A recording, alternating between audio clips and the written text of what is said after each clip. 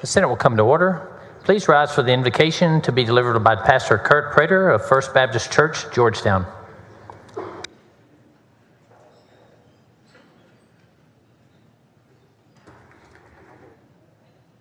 Will you pray with me? How great you are, sovereign Lord. There is no one like you. In your wisdom, you have appointed these elected officials to govern, to guide, to protect the laws and citizens of our great state. As an all-sufficient God, you do not need anyone's help, but you kindly give us the opportunity to participate in caring for your most prized creation, people. Thank you for giving these leaders the courage and the willingness to serve in this sacred manner. As these men and women carry out their duties, Lord, would you generously pour out your wisdom on them, enlighten them to the needs of our great state, empower them to work together for solutions that promote the good of the whole. Use this day to draw their hearts closer to you. Revive them as they carry out this weighty call. Use these servants for your glory, for the good of our fellow Texans, and for the good of those our state influences. Thank you for your kindness to involve us, those sinners, in your precious work. In Jesus' name, amen. Thank you, Pastor Prater.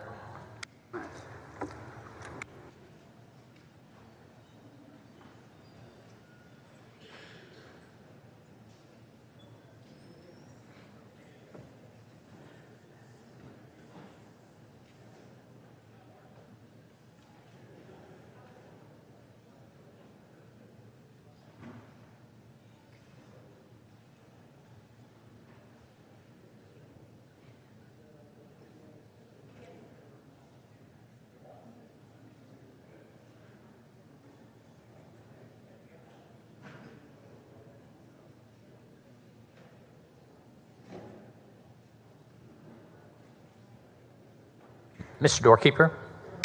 Mr. President, there's a message from the House. Admit the messenger.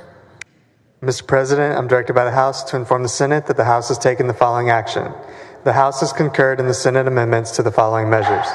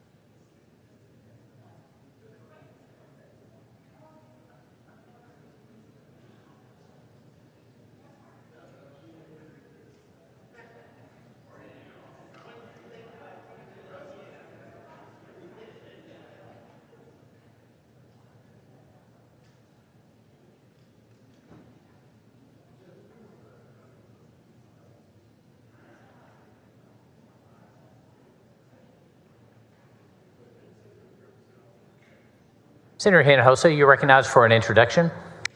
Thank you, Mr. President and members. I really have a very special introduction this morning of the Hidalgo Early College High School boys soccer team who closed out an unforgettable year in their soccer season this year, winning the 2023 University Interscholastic League 4A state championship. They bested Rockport, Fulton, Progreso, Jubilee, Brownsville, Austin Archie High School regional finals, and then they went on to defeating Hidalgo.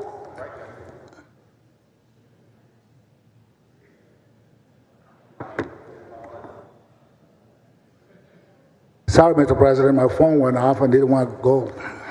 All right. And as they fought their way through the playoffs, they fought with a lot of spirit, a lot of energy. Even when they faced superior teams, they came through. They never gave up. And on April 14, Hidalgo battled Palestine High School for the 4A crown, and the Pirates took command early in that game, 3-0. They had a very strong defense that they did not allow the opposing team to catch up. At the end of the day, at the end of the game, guess what? They won the state championship 4A, and I want to recognize them. And please, members, they're up on the South Gallery. Will you all please stand? This young man from Hidalgo, high schoolers, played their hearts out, and to win the state championship, it takes a lot of effort, a never give up attitude. So please help me welcome these young men and their coaches for their great work. State champions.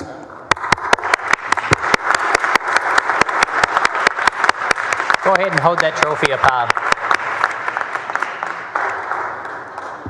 Hold the trophy high so people can see it. There it is. All right.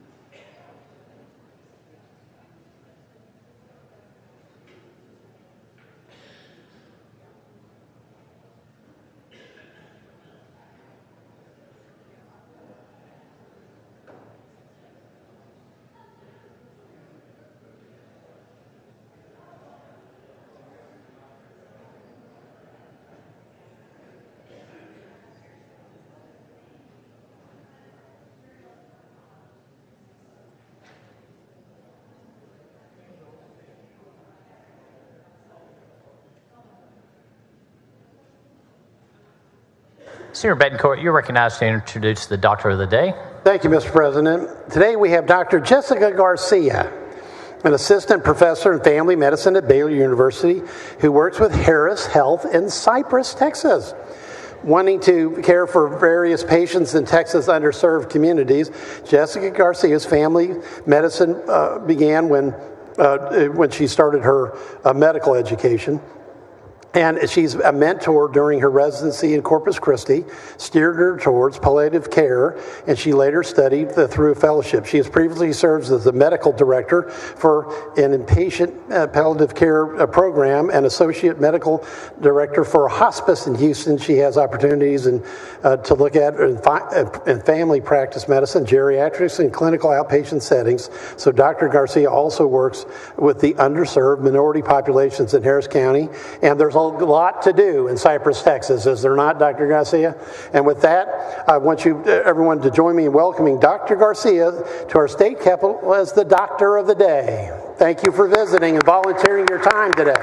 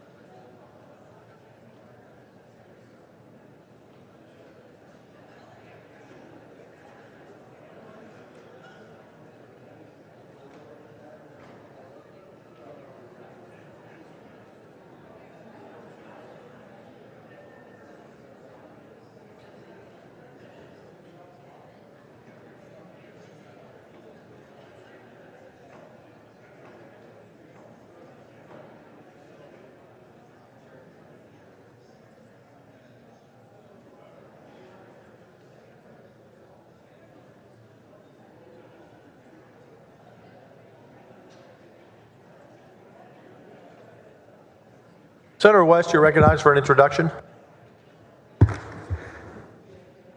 Thank you very much, Mr. President. On behalf of Senator Boris Miles, I stand to recognize the gallery guests. Calanthe Historical Society is a 125-year-old fraternity organization formerly known as the Grand Court Order of Calanthe, which was organized in the state of Texas on May 30th, 1897. In 1948, Calanthe built its headquarters at 2411 Darwin Street, Texas Historical Site now on 2411 Emancipation Avenue, as of June 19, 2017, in Houston, Texas. At the time of the construction, their headquarters was one of the most modern structured, built, financed, owned, and operated by African-American women in the United States. After the war, Civil War, Calanthe provided mortgage loans, insurance benefits to its members, developed a modern automated office system, and operated an employment service. Since 1954, they've offered college scholarships through the VA Bradford Fund. Students are recommended for the scholarships by fellow members of the organization. On May 13th, 2018, Calanthe became known as Calanthe Historical Society. This restructuring of the organization allows the world to see the strength and resilience in this great body of women while yet preserving its rich history. I'd ask all of the members to stand up so we can recognize you today on behalf of Senator Boris Miles in your state capitol. Welcome to the Capitol. Good to have all of you. Thank you.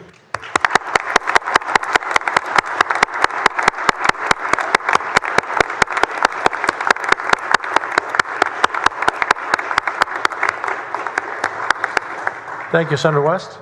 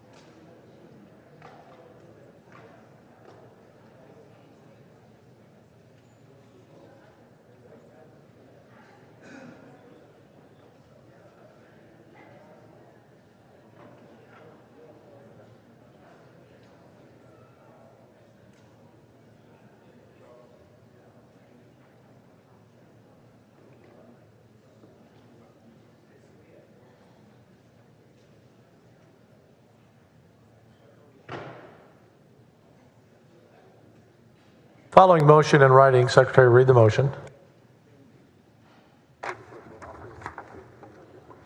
Mr. President, I move suspension of Senate Rule 8.02 to permit the immediate consideration of HCR 112 by Schwertner. Any objection? Hearing none. The motion is adopted. There we go, Kate. Thank you.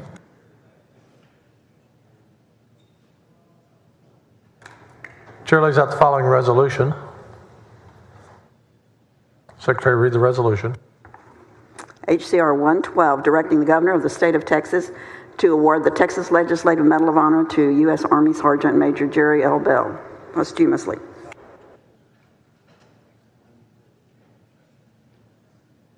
Senator Schwertner, you're recognized. Thank you, Mr. President and members.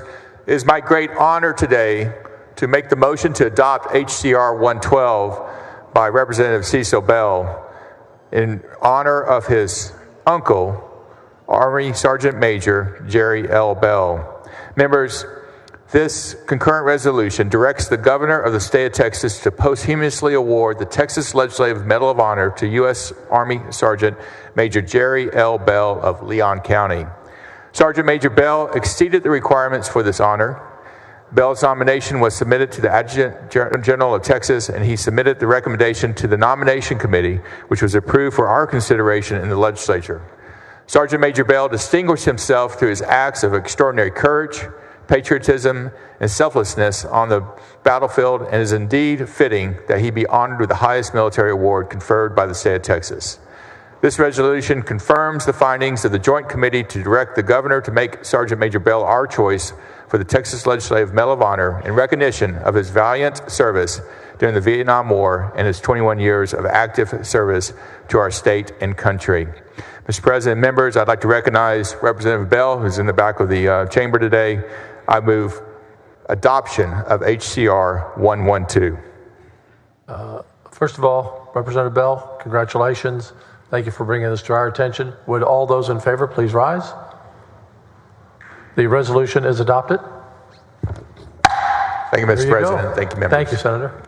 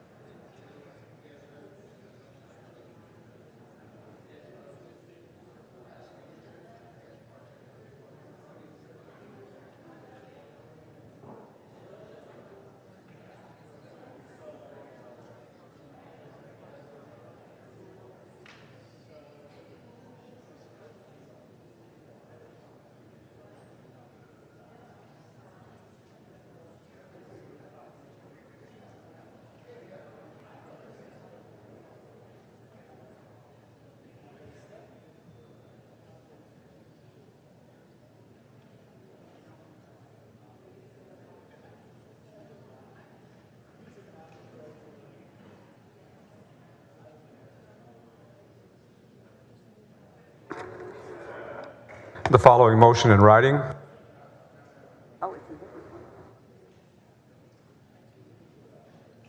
Motion in writing. Mr. President, I move suspension of Senate Rule 8.02 to permit the immediate consideration of HCR 115. Motion by Huffman. Is there any objection? Hearing none, motion is adopted.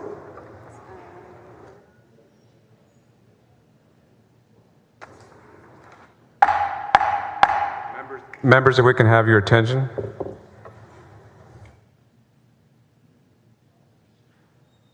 Chair lays out the following resolution.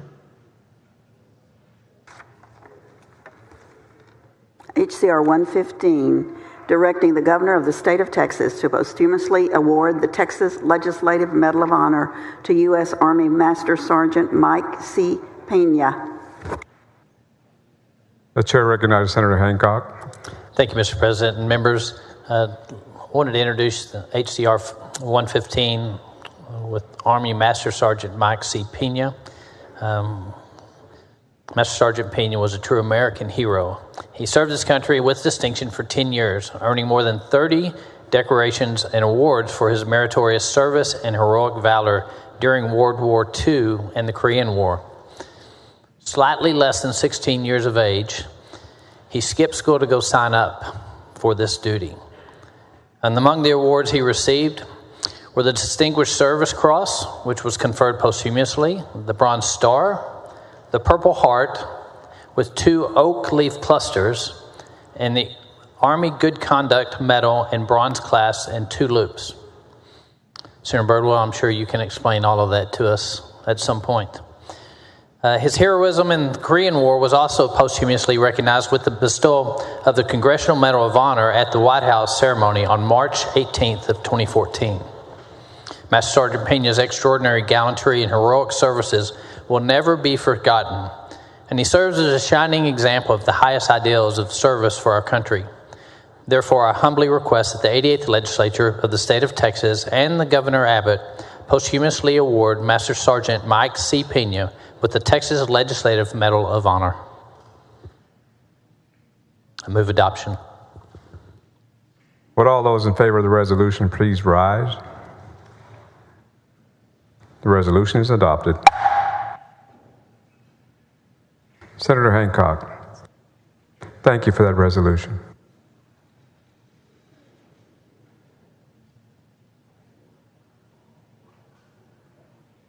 And to the folks in the gallery, welcome to your Texas Senate.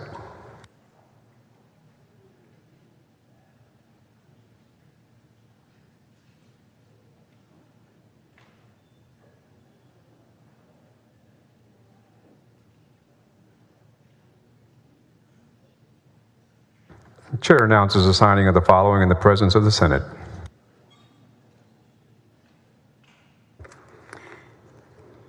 House Bill 8, House Bill 54, House Bill 90, House Bill 420, House Bill 471, House Bill 852, House Bill 900, House Bill 1034, House Bill 1217, House Bill 1527, House Bill 2102, House Bill 2194, House Bill 2800, House Bill 2879, House Bill 3137, House Bill 3310, House Bill 3323,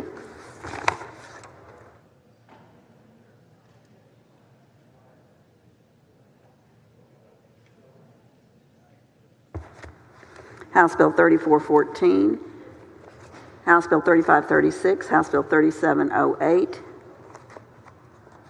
House Bill 4034, House Bill 4082, House Bill 4510, House Bill 5010, House Bill 5202, House Bill 3929, House Bill 4012, House Bill 4085, House Bill 4219, House Bill 4246, House Bill 4316, House Bill 4337, House Bill 4375, House Bill 4416, House Bill 4417, House Bill 4451, House Bill 4520, House Bill 4765, House Bill 4779, House Bill 4879, House Bill 4932, House Bill 5142, House Bill 5304,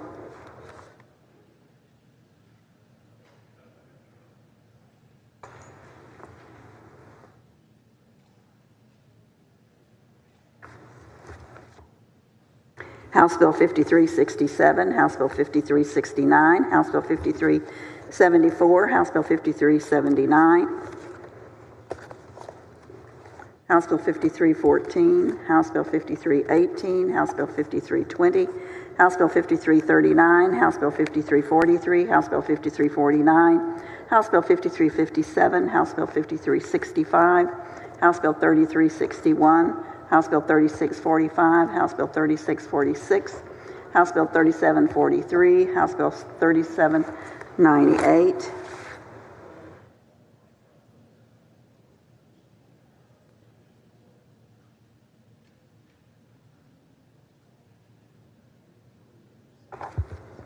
House Bill 53, House Bill 614, House Bill 729, House Bill 968, House Bill 1337, House Bill 1592, House Bill 1688, House Bill 1696, House Bill 1926, House Bill 2478, House Bill 2495, House Bill 3436, House Bill 4069, House Bill 4233, House Bill 4372, House Bill 4494, House Bill 4997, House Bill 5330, HCR 29,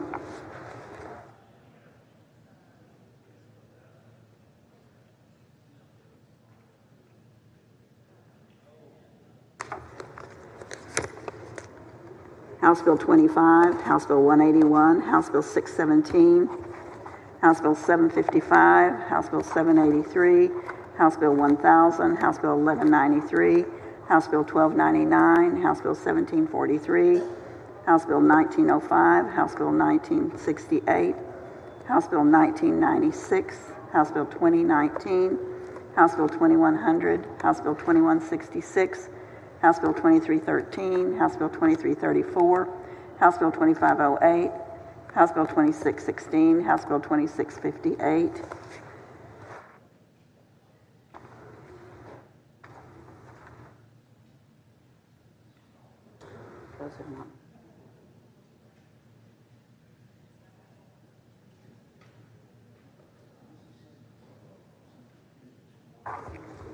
House Bill 2700, House Bill 2738, House Bill 2947, House Bill 2951, House Bill 2956, House Bill 2965, House Bill 3045, House Bill 3126, House Bill 3130, House Bill 3144, House Bill 3156, House Bill 3224, House Bill 3278,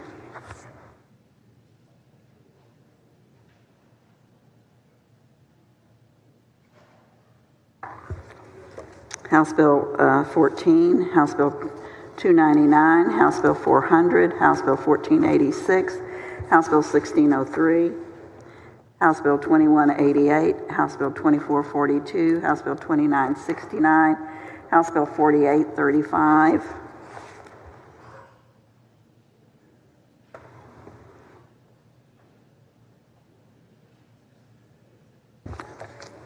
House Bill 3858, House Bill 5384, House Bill 5385, House Bill 5390, House Bill 5391, House Bill 5393, House Bill 5395, HCR 27, HCR 104, HCR 105.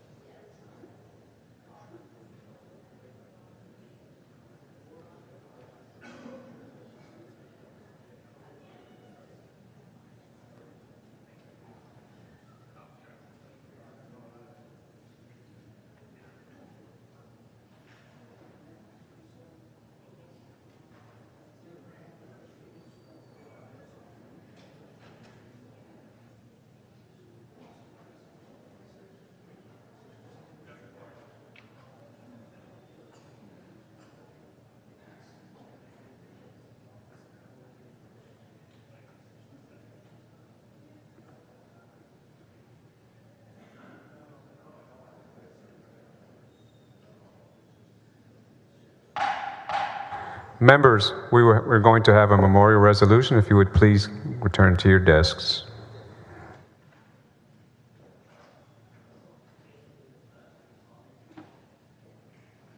Members, we have a memorial resolution. Chair lays out the following resolution. Secretary, read the resolution. Senate Resolution 633 by Alvarado et al. Whereas a wave of sorrow rippled across the political divide with the untimely death of Democratic strategist and commentator Harold Lee Cook III on November 10th, 2022, at the age of 61. And whereas born in Houston on January 16, 1961, to Martha Rondeau Cook and Harold L. Cook Jr., Trace Cook grew up with a sister Martha and graduated from Bel Air High School. He worked on an offshore oil rigs and played in piano bars before getting around to finishing his bachelor's degree at the University of Houston in 1988. Finding his calling in politics, he served as an aide to then State Representative Deborah Denberg and went on to work for two Texas Secretaries of State under Governor Ann Richards. He was team leader of web marketing and public relations for the General Land Office and advised scores of aspiring and elected officials, ranging from promising neophytes to stars such as President Bill Clinton and Governor Ann Richards.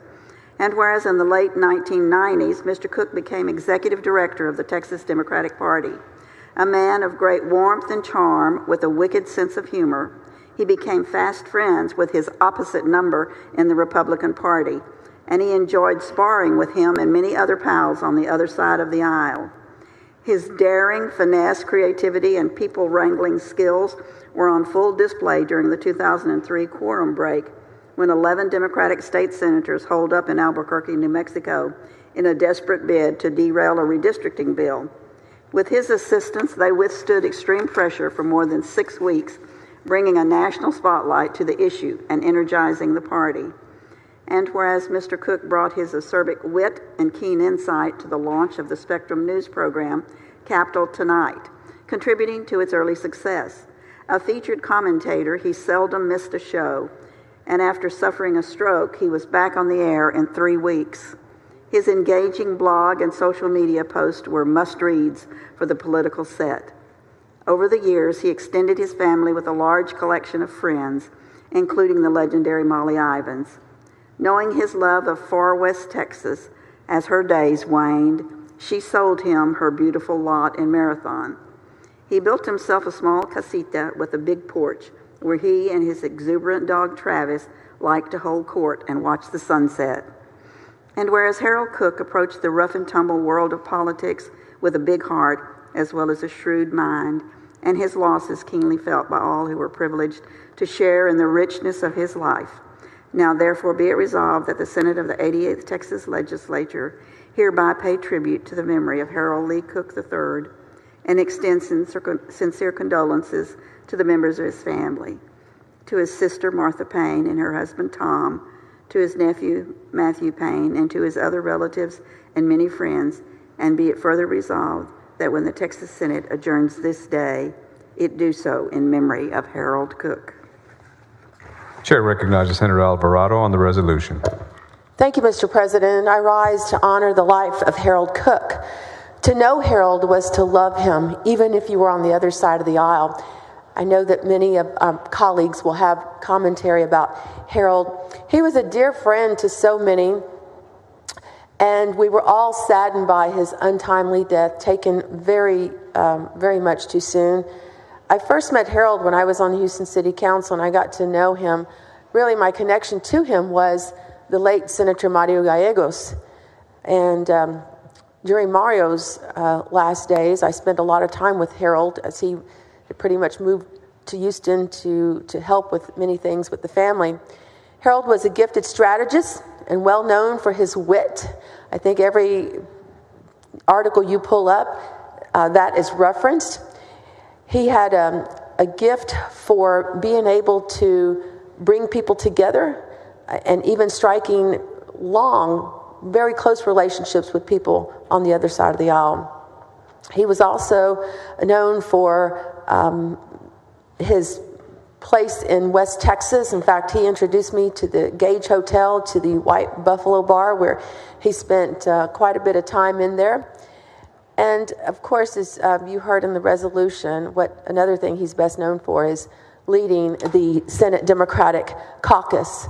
And during a time when the Democrats took a little vacation, and I know some members will probably want to talk about that.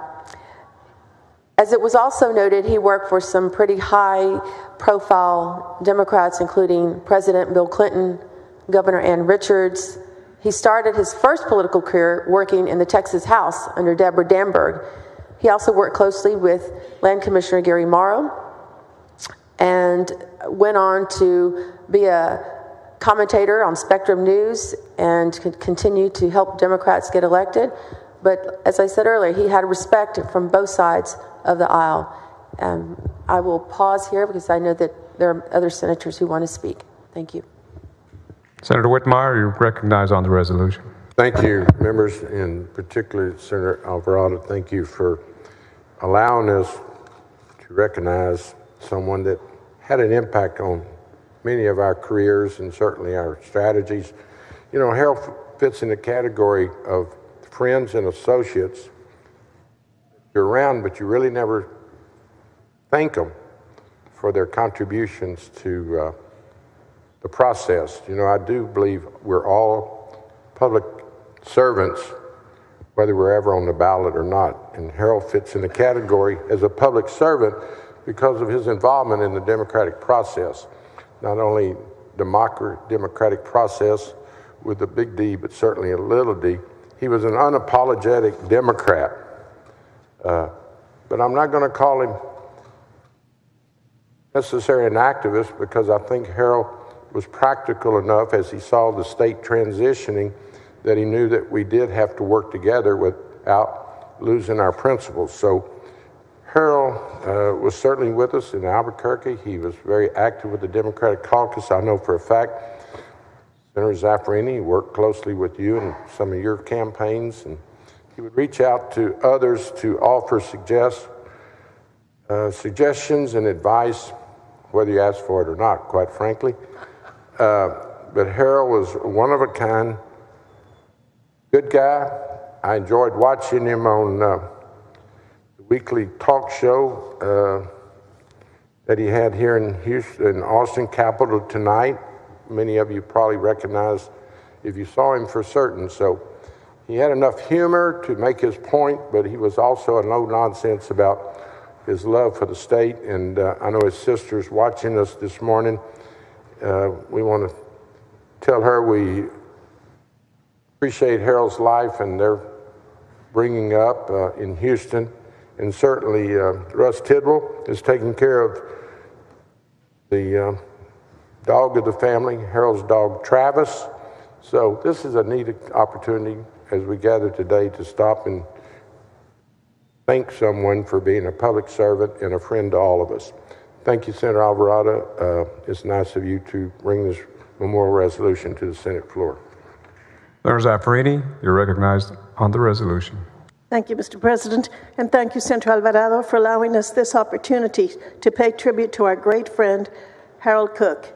And he was a great friend, a great Texan, a great strategist, just a great all-around person. He was unbelievable. He was so smart, so caring, so strong, so compassionate, so helpful in so many ways. He welcomed every opportunity to make a difference and every opportunity to help a friend. What was so interesting about him was that he was fiercely defensive of Democratic senators and other office holders. If he felt that we cast a vote that might be questioned by an organized group, for example, he would talk to us first about why we cast that vote and then reach out to that group and explain it because he knew we probably would not have an opportunity to do so. He spent his own time doing that. And he was a consultant who worked on many, many campaigns, including mine. I was proud to have him on my campaign staff, and he always made a difference. But he helped in so many other ways. For example, when we wrote mock trials that were bilingual and bicultural with topics as interesting as Snoring Beauty and Huerita Locks and Snow Green, he took the time his own time, not as a consultant, to review every script and to add incisive, appropriate humor. And I will tell you that every time I wrote a roast, I sent the script to Harold, and my best jokes always came from him, including, I'd love to show you the one that he helped me write about a former lieutenant governor. Some of the jokes were hilarious. The best jokes came from him, but I will not share them with you at this time. But we will always remember Harold for the difference he made. And while he was truly Democratic to the core, some of his best friends were Republicans. And when we went to the memorial service paying tribute to him, that was quite evidence. The room was packed because his legacy will live forever, but it will live forever on a statewide basis. The greatest debate that I heard him engage in was whether you should make chili with beans. He hated beans and chili. And at the memorial service, they were so clever, they distributed copies of his chili recipe without beans. It infuriated him to think that anyone would dare to ruin the Texas dish with beans. Senator Springer agrees. But he was hilarious. If you look at his Facebook page, you will see that he deliberately unfriended people because while he was so tolerant about his diverse friends, he could not tolerate stupidity. So if he thought anyone was acting stupid, he unfriended them on Facebook and said so, made no bones about it. So I wish that all of you had met this great person because he really was a wonderful man with whom to spend time. Count me among those who will miss him dearly. I do so every day. Thank you, Mr. President and Senator Alvarado and members. Senator Eckhart, you're recognized on the resolution. Just to say briefly, I'm relatively new to state politics, and that was the water that Harold swam in. But he was an absolute legend, and at his memorial service at the beloved Sangarundi Hall associated with Schultz Garden, the room was packed, and the howls of both grief and laughter and joy at having known this man were profound. And I am deeply honored to have known him just a small bit, and also to have known him through others who love him and will always feel the impression of his laughter in their lives. Thank you.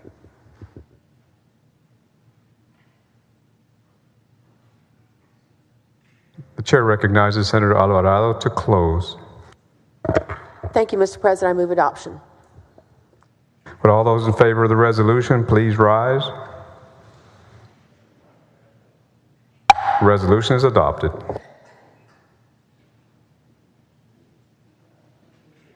Members, if you can keep your seat, we have two more memorial resolutions.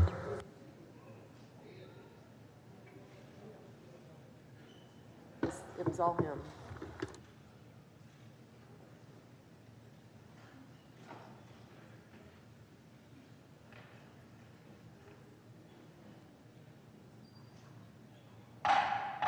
Members, we have a memorial resolution. Chair lays out the following resolution. Secretary, read the resolution. Senate Resolution 669 by Middleton in memory of Chief Warrant Officer III Dustin Lee Mortensen. Senate Resolution 670 by Middleton in memory of Chief Warrant Officer No. 2 Lucas Maurice Lowe. Chair recognizes Senator Middleton on the resolution. Thank you, Mr. President. Members, I want to honor two heroes here today, two Army National Guard Chief Warrant officers that lost their lives in service to this great nation. During a training mission on December 28, 2016, we lost two of our nation's finest following a tragic helicopter crash near the Bayport Cruise Terminal in LaPorte, Texas. These two men were Chief Warrant Officer 3 Dustin Lee Mortensen and Chief Warrant Officer No. 2 Lucas Maurice Lowe. After multiple deployments serving our country abroad, both of these men continued to answer the call of duty by serving in the Army National Guard in the 1st 149th Attack Reconnaissance Battalion, 36th Infantry Division. And it's because of the selflessness of those like Dustin and Lucas that we get to enjoy the liberties in this nation in this great state, and we should never, ever fail to recognize the sacrifice of these individuals and their families that they make to ensure that we enjoy the safety and freedom and liberties in this great nation. And it is with my honor to give these two brave heroes the recognition they deserve and that they gave it all for us. And with that, I move adoption. Would all those in favor of the resolution please rise? Resolution is adopted.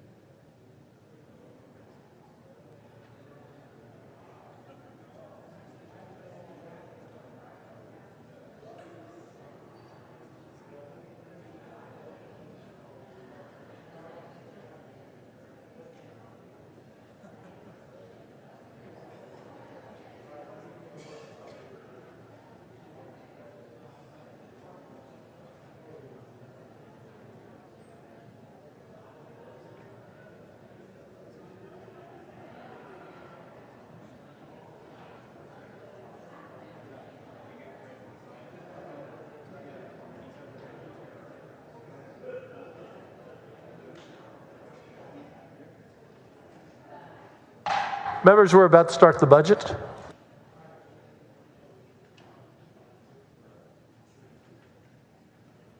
Chair lays out the following resolution. The Secretary will read the resolution.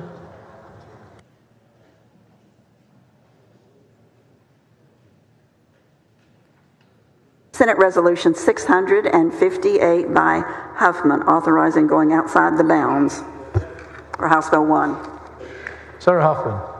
Thank you, Mr. President. Members, I'd like the members to consider and approve a resolution to allow the Conference Committee on House Bill 1 to go outside the bounds. During our negotiations, some of the decisions did not conform to language in the House or Senate version of the budget, and we need to go outside the bounds to ensure that the budget reflects the decisions made by House and Senate conferees. I move adoption of SR 658. Secretary will call the roll. Alvarado, Bancourt, Birdwell, Blanco, Campbell, Creighton, Eckhart, Flores. 31 ayes, 30 ayes, 1 nay. The motion is adopted. Chair lays out the following Conference Committee report on House Bill 1.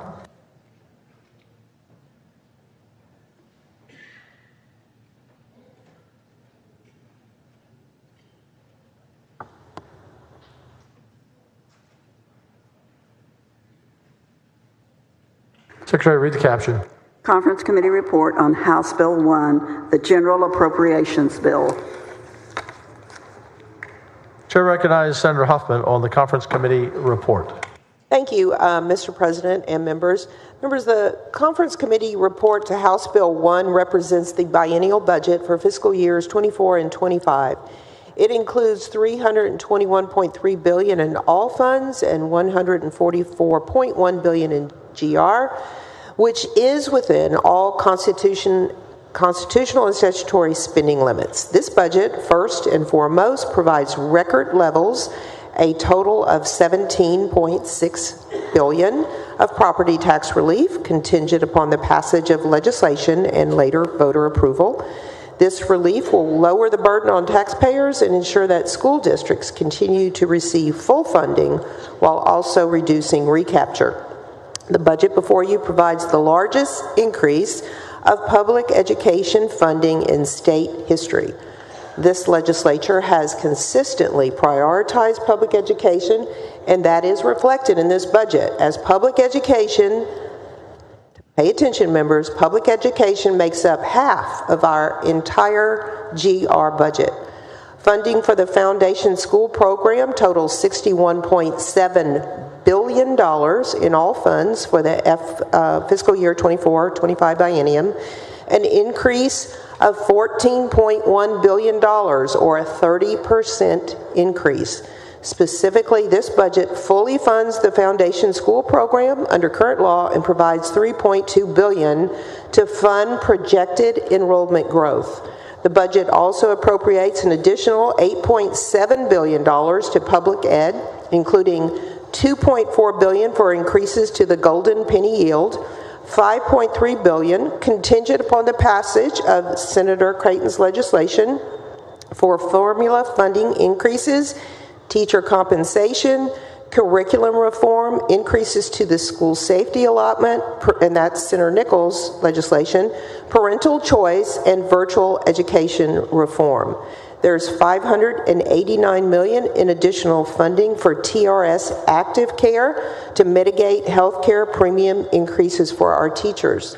There's $60 million for increases to the new instructional facilities allotment, and $307 million to return the instructional materials allotment to historic funding levels. As a result, the state share of public education jumps from 35% in 2023 to 51% in 2024.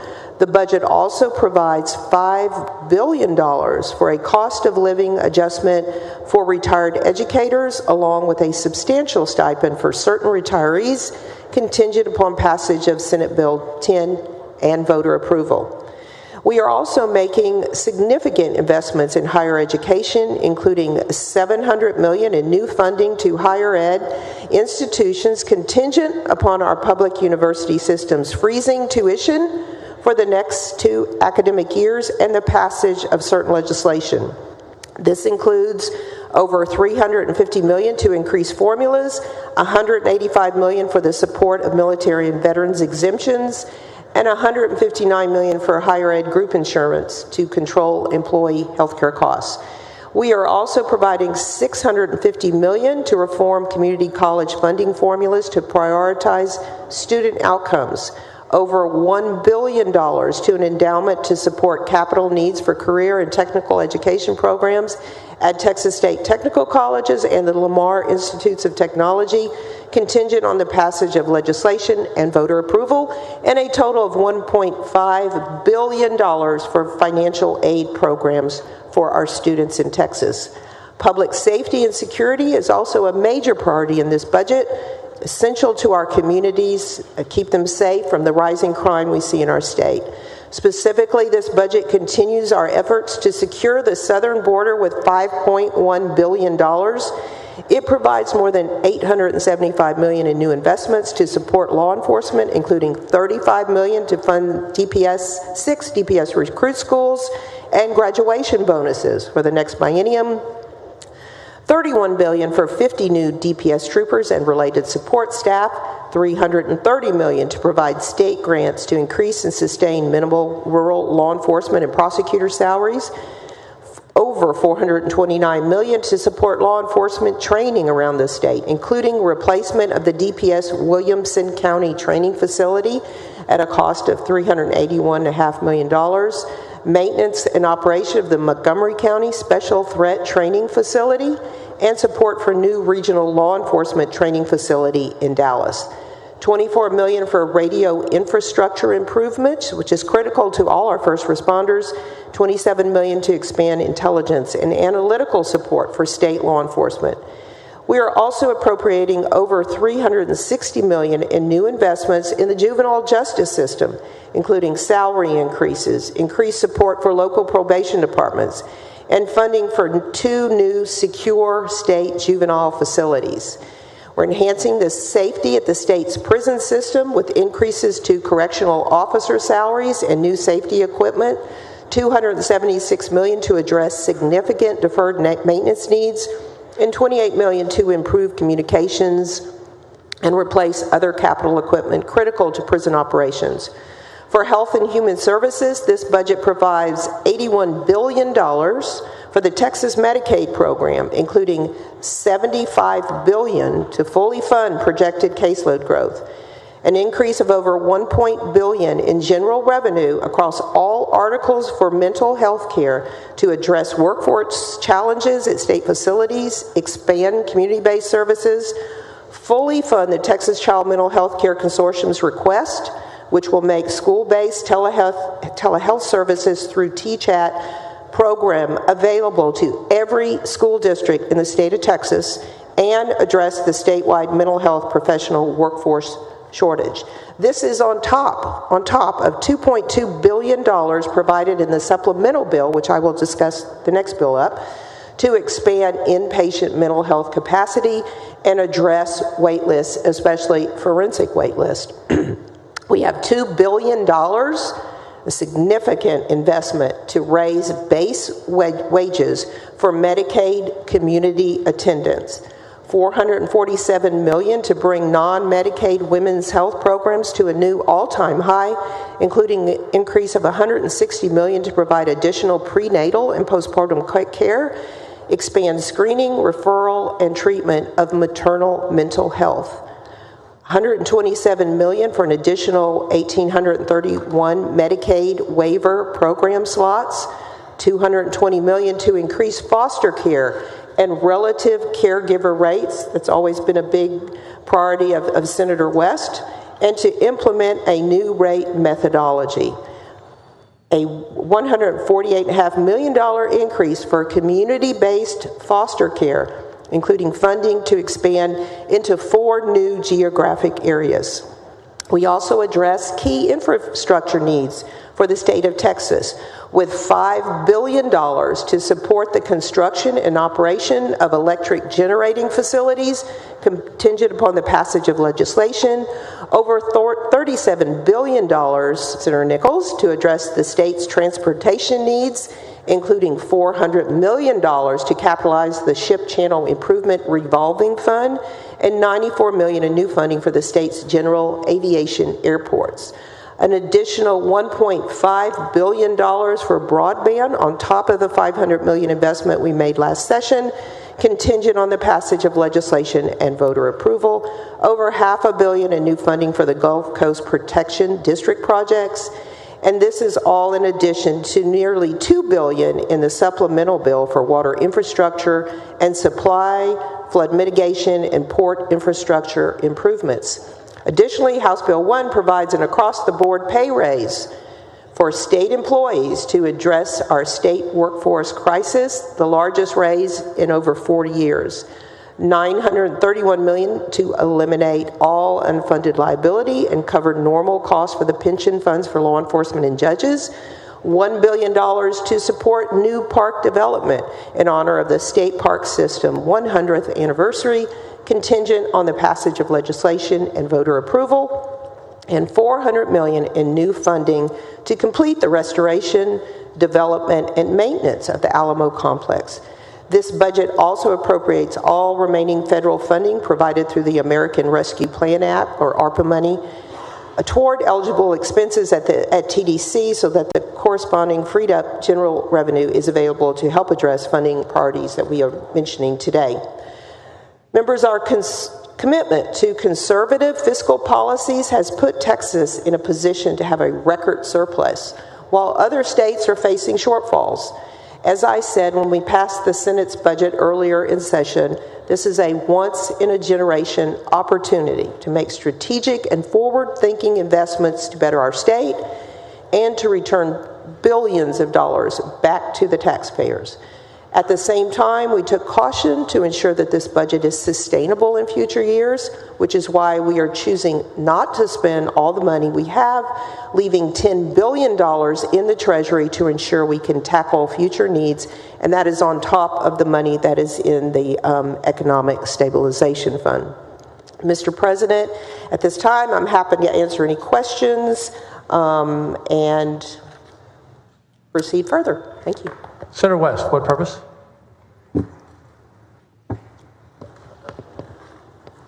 Question of the author. Do you yield? Yes.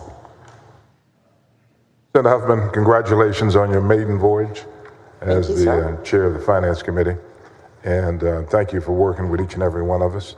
We didn't get everything we wanted, but we got most of the things we wanted. I sure do appreciate that. Yes, sir. I have some questions of you.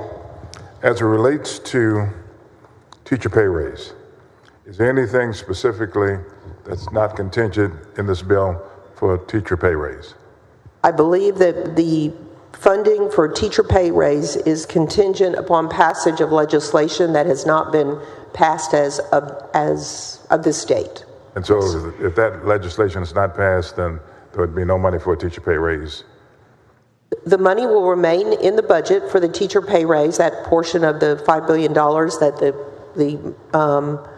the bodies decide that how they want to implement that money. It could happen in a special session, as we all know, but the money will be there for any session of the legislature, whether it's this session or a special session. Is it specifically earmarked for teacher pay raise, or just it would be there in general? It's in a category that they could use it for teacher pay raise. It can be used for other things too, though, right? I'm sorry? It could be used for other things other than teacher pay raise. And I don't know the answer to different. You know what? I'm going to yield to Senator Creighton because it's his bill, and I would like for him to answer that. Mr. President, if I could yield to Senator Creighton to respond to Senator West's specific question. Do you yield for him to answer your question? Yes. Yes. Go ahead, Senator West. Senator, to the Chair of Finance, if, I guess it's House Bill 100, is that it? It does not pass, then there'd be $5 billion, well, teachers would not get a pay raise, and that the $5 billion, I think it is, would still be in the budget.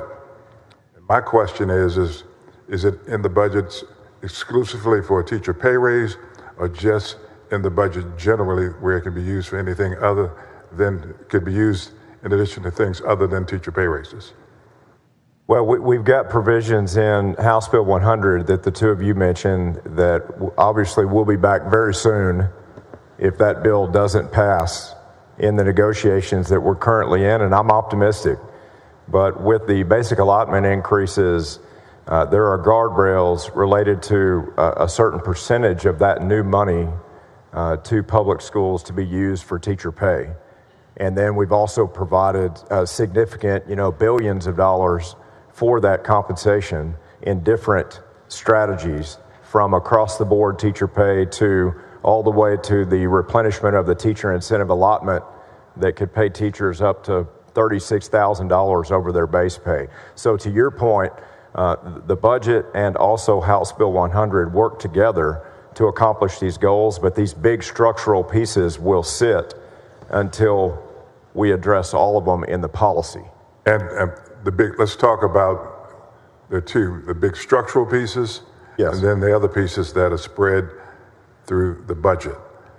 Assuming passage of HB 1, those matters that are spread through the budget will automatically go into effect when the budget goes into effect.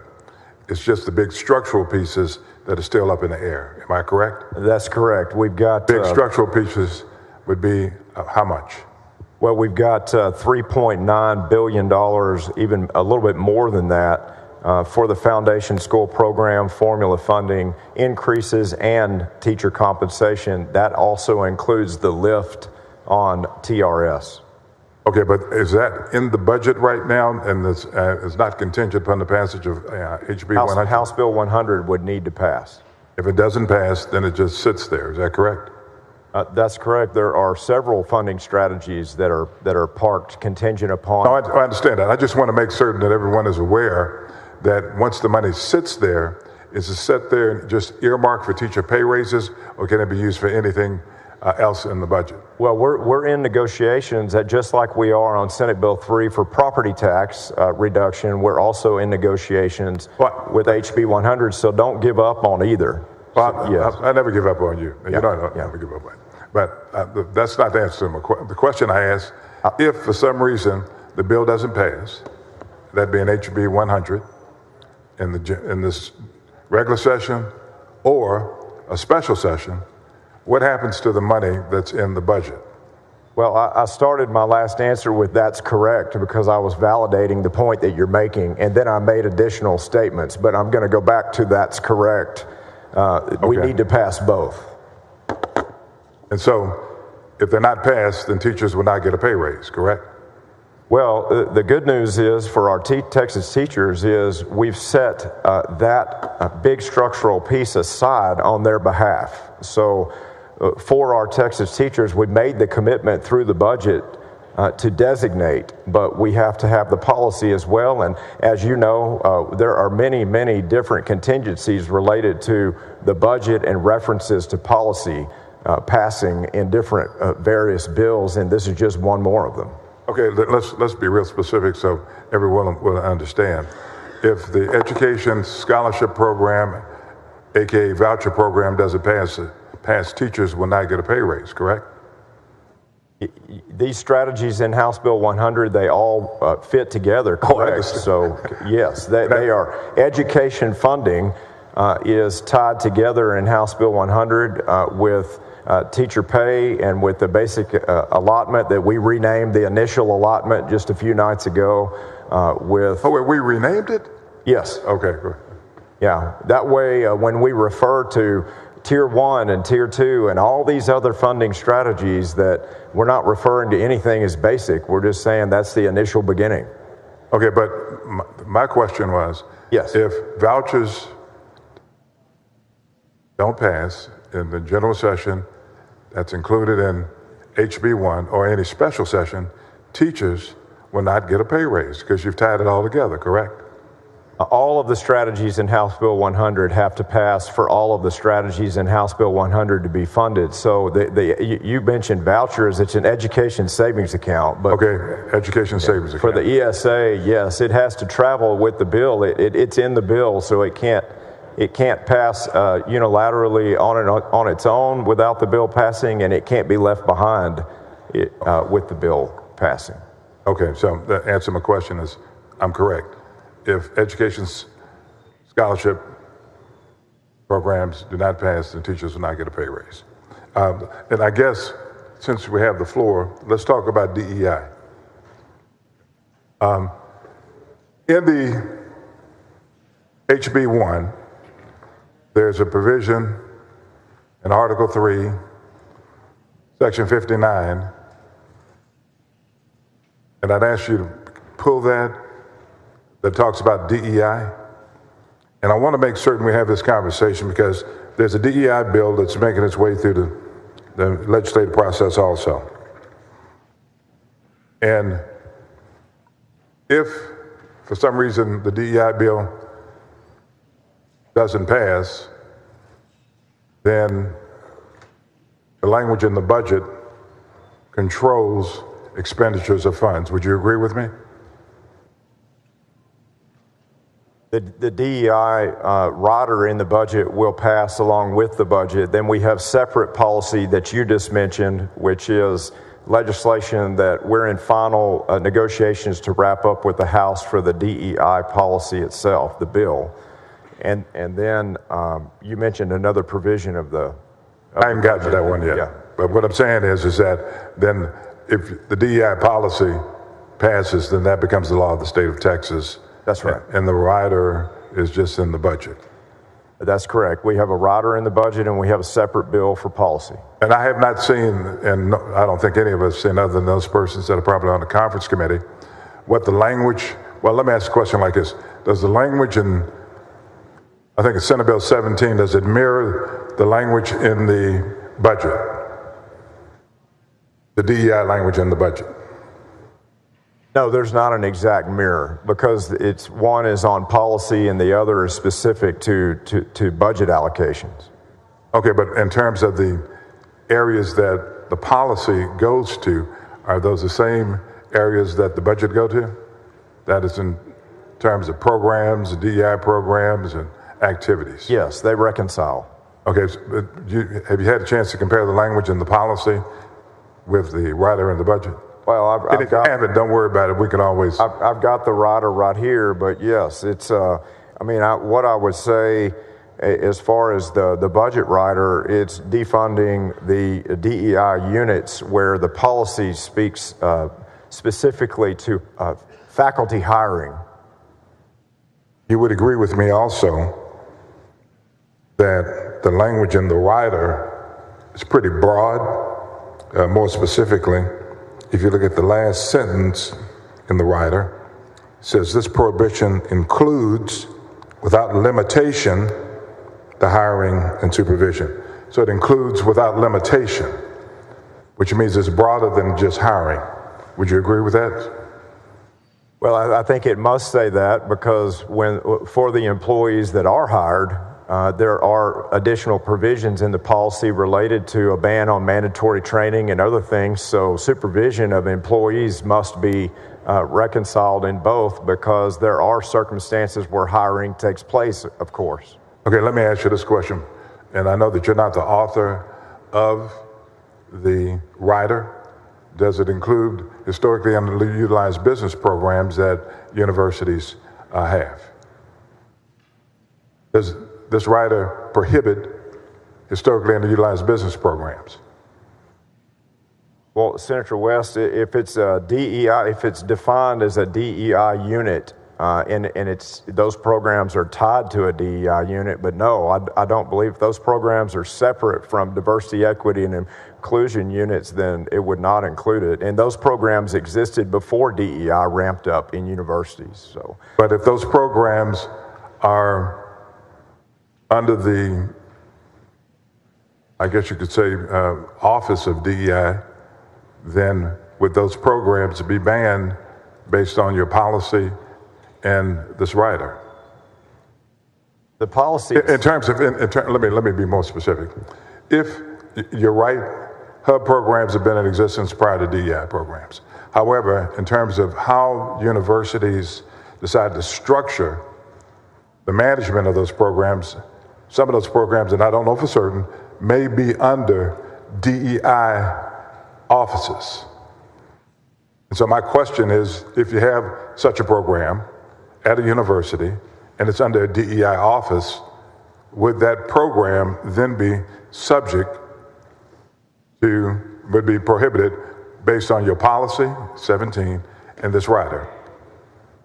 They would need, I would assume, I mean, you and I would have to look into the sort of the granular aspect of what you're asking, but I would assume it would be decoupled from that DEI unit if it's funded as a strategy through those DEI units, as it would have been before the ramp up and the creation of most of these DEI units across the state on university campuses. But that's not the intention. Obviously, as long as it's separate as a program from the diversity, equity, and inclusion unit, as it probably was before, it can be decoupled and funded some other way. But if it's funded as a result of funding going to a DEI unit, then it would be affected.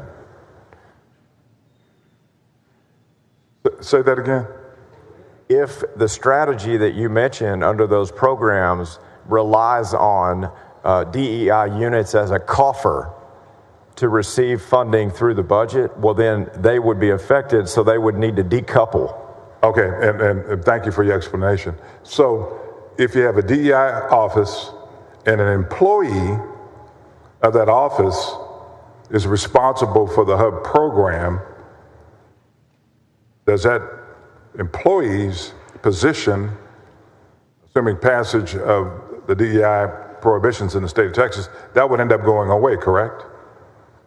As long as they're truly dedicated to that program that was really just, if it was under the umbrella, but it existed prior and it doesn't carry out DEI activities as we stipulate in the policy, I don't see why there's an issue with the distinction.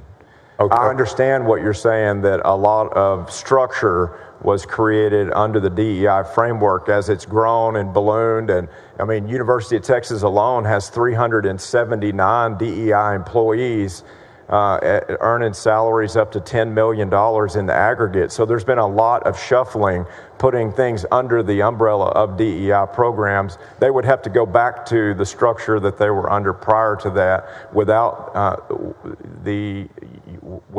without the DEI unit and its strategies being included. Okay, that will continue to be under review by the regents going forward, is continuing the effort to identify, abandon, and defund any DEI units. So as long as those programs you're talking about that are mutually exclusive don't have those goals, priorities, and strategies, they'll be fine. Okay, so that would apply to recruitment and admissions also, correct? That would apply to faculty recruitment in the policy, correct? Yeah. As it relates to student recruitment and admissions, as long as those programs can be decoupled, as you indicated. For admissions, yes. From DEI, then they would be permissible, correct?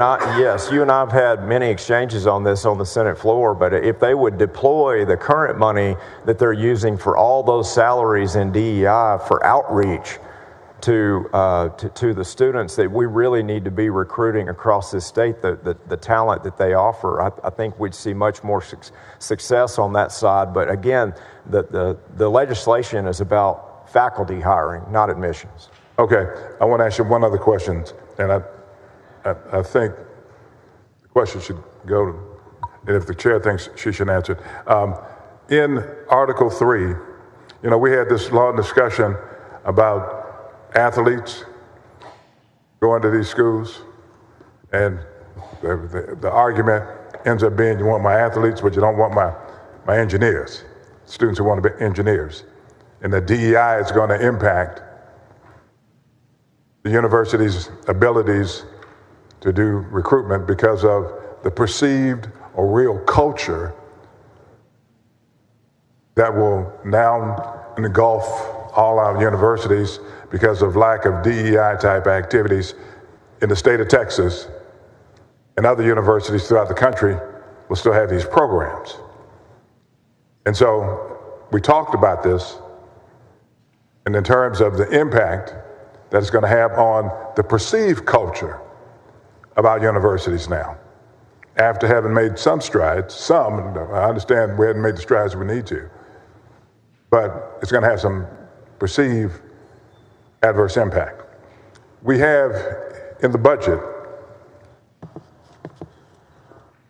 under Article 3, Section 9, a provision that basically says that intercollegiate athletics are not subject to DEI programs. And I think I've shared that with you, the chair, and the president. Help me to understand why it wouldn't be applicable, the DEI prohibitions wouldn't be applicable to intercollegiate athletics, but applicable to other areas of employment on the college campus. I'll answer the question. You mentioned the chair, but I think it's certainly appropriate for us to continue our dialogue on it. I think that the provision that you mentioned on the dais, you mentioned Section 9 of Article 3? That is correct. Yeah. So the discussion that we had a little bit earlier, Senator West, was related to concern there. Look, you mentioned negative perceptions. I'm assuming that you're implying that there might be some negative perception on our efforts to remove DEI and how it affects college. Frankly, they already are. Yeah, well, I would say that my recommendation is don't add to that. Because if the then we shouldn't pass Senate Bill 17. We wouldn't add to it. I'm saying that as we seek more diverse outcomes by removing DEI, which has been exclusive and anti-free speech, and we can talk about that some more. We went through a lot of examples as I stated my case, and you and I are talking about where to go from here, and I'm looking forward to that. But I don't think adding to any narrative that's destructive or negative related to how it affects or reflects on intercollegiate sports for the state of Texas. I mean, I think that the rhetoric matters, and talking about how our goal with removing DEI units to achieve more diversity is a wonderful goal. And it's all about how you explain it. So if you launch that type of rhetoric into the media, that will be couched because they feed on negativity. Well, all due respect, I've been doing this for 30 years, and every time we turn around, we have a new program or a new initiative that doesn't do diddly squat, okay? Now, as you and I have talked about it, and we're talking about the budget, so we need to get back to the budget piece. I look forward to working with you on these issues, but again, and I appreciate the conversations we've had, but the question is are we going to do something or just keep on doing the same thing we've been doing? Let me get back to this initiative because I know the chair wants to get back to her budget.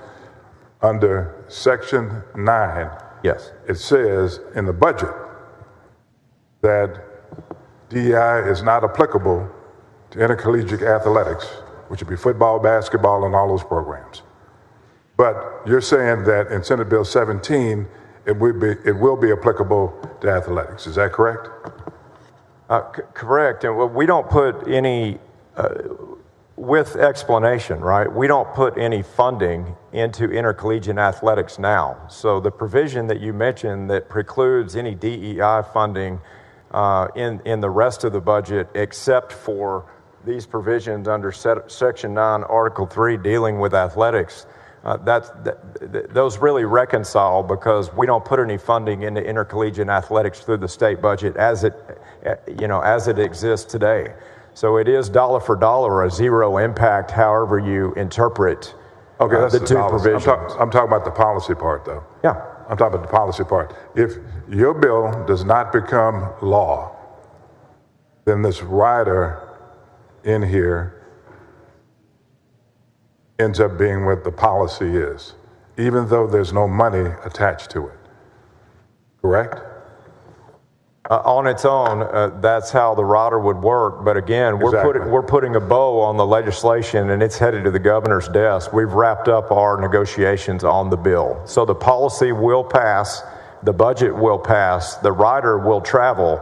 All of it reconciles, and we're in a good place as far as legally how we're proceeding. Okay, I look forward to continuing the conversation. Thank you, Madam Chair. Thank you, Senator West. Senator West, I'd like to just continue. Senator Huffman, you're recognized. Excuse me. I'd like to just continue just on the contingency rider for the teachers' pay, because I don't want the incorrect perception to be out there. So Senator Creighton has the legislation in HB 100 that has all these different provisions in it, and it's going through the process. However, I want to make it clear that the contingency rider in the budget does not make one part of the appropriation contingent upon passage of the other. There does have to be legislation, but they're not contingent on each other. So it's separated out, just so you're clear, so that there is $500 million for curriculum. And this part is $300 for school safety, but there's other money out there as well. But for the SFP formula funding, which includes teacher compensation, there's 3.9996.7. Then for school choice, there's $500 million, virtual 49.4. So it's set out separately in the budget. Each could be appropriated and funded if some piece of legislation passed that enabled that funding to And Madam Chair, I understand that, but the reality is that I believe most of those items are in HB 100. Am I correct? Currently they are, but there have been other bills circulating at other points with these issues in them. And my specific question is, are there any other bills that are circulating with the teacher pay raise that you know of? Not that I know of at this point. So again, my question was, I'm sorry. At this point in the process, I do not believe there is. And I don't think there is, because I've looked myself. So if HB 100 does not pass during the regular session or special session, then we will not have funded a teacher pay raise. That's the point I'm making. At this point, that would be correct, yes. All right, thank you.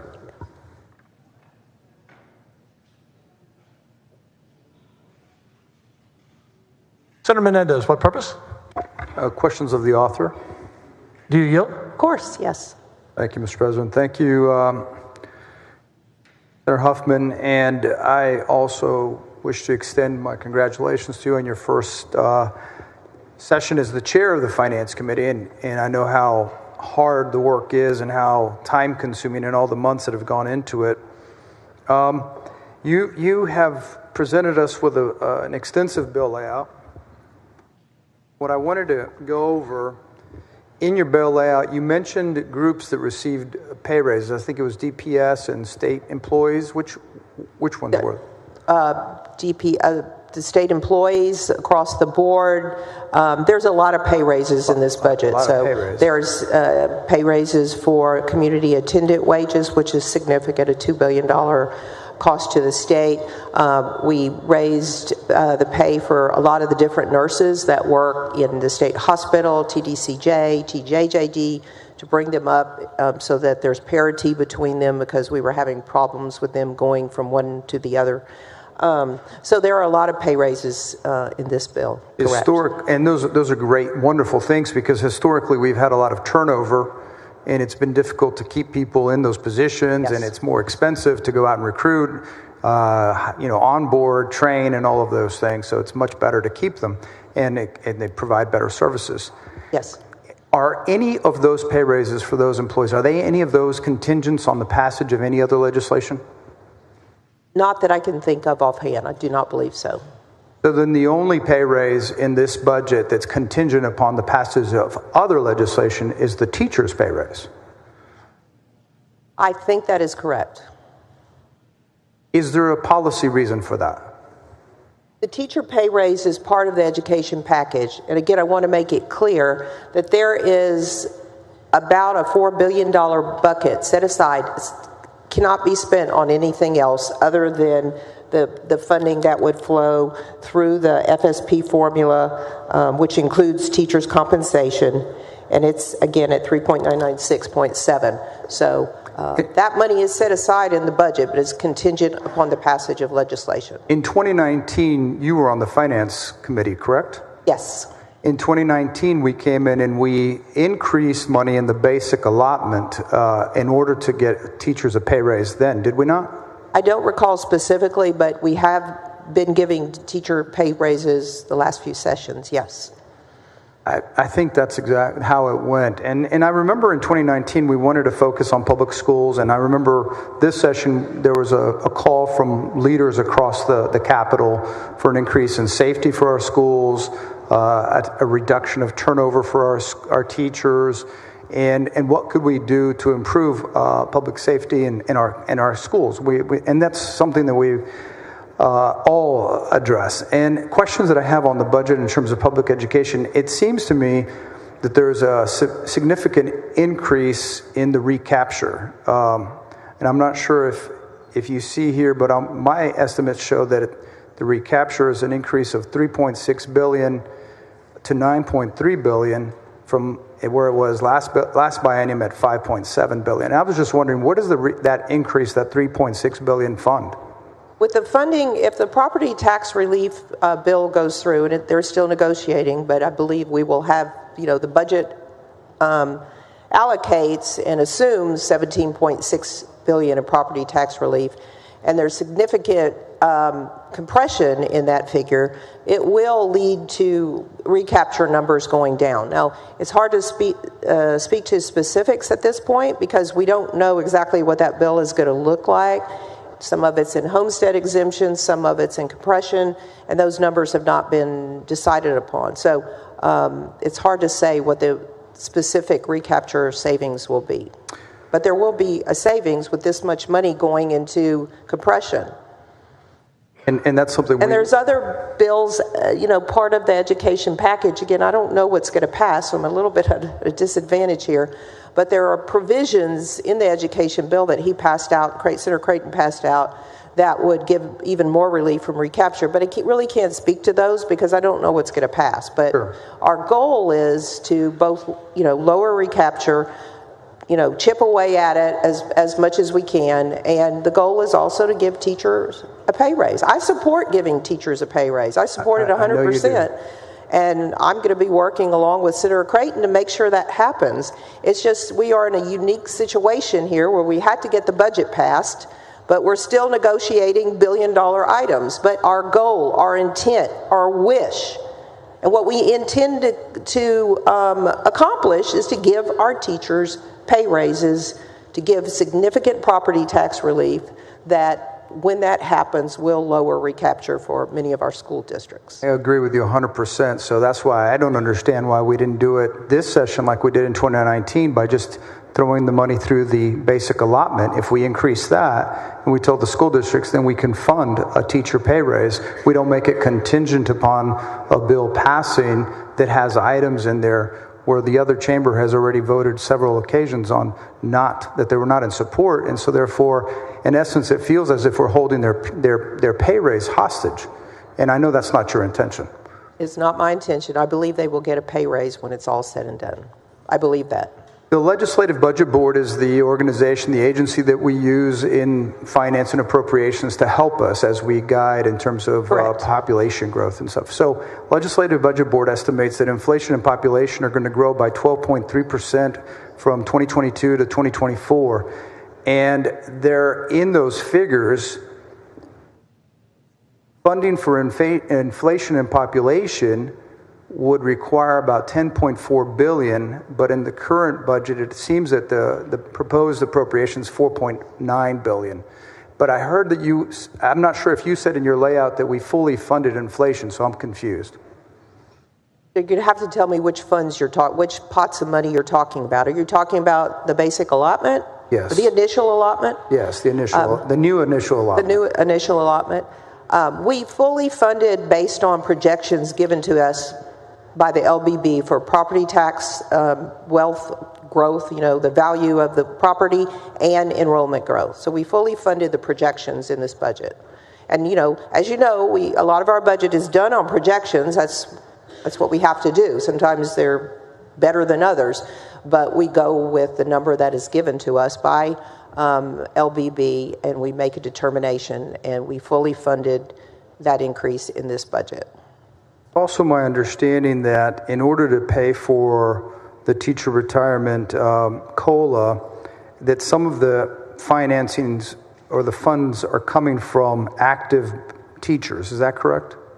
That is incorrect. Incorrect. The money that's going for retired teachers is completely paid out of GR. Now, it will be constitutionally dedicated, but we are writing a check for it so that there's no cost to the pension fund. It doesn't hurt the pension fund. It's paid in advance to ensure that the recipients will receive this COLA for the rest of their life. Very good.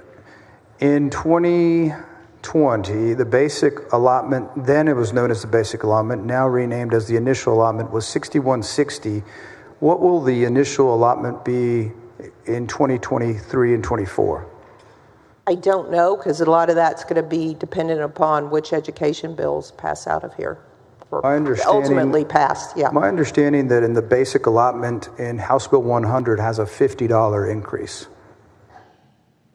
I'm not sure of that, but I can look real fast. I mean, again, there's a lot of funding that's not yet put into the formula and so forth because we're waiting for legislation. So I think it would be, I don't think it would be transparent at this point to say definitively what the initial allotment will end up being when this, when all this finally is put to bed. And so the budget's printed and it's finished, and today we just vote up or down on the conference committee report. Yes. But House Bill 100,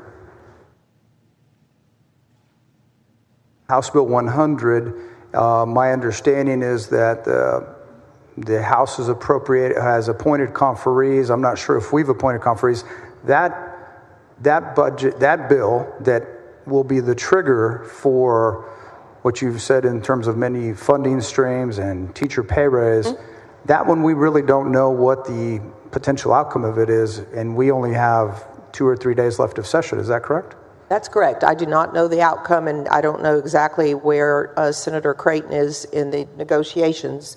I can yield to him if you have specific questions about that, but I've not been a party to those negotiations.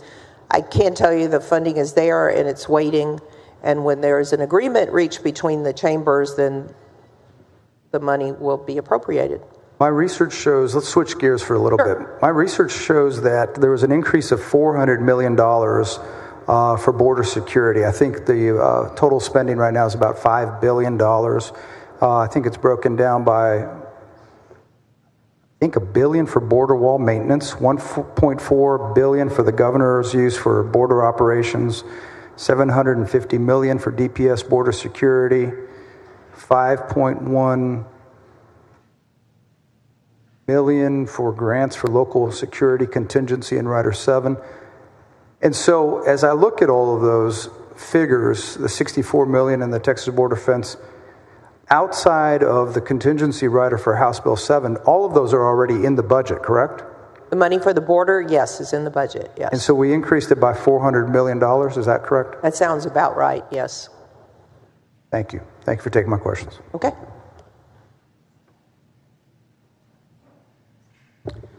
Senator Hall, for what purpose?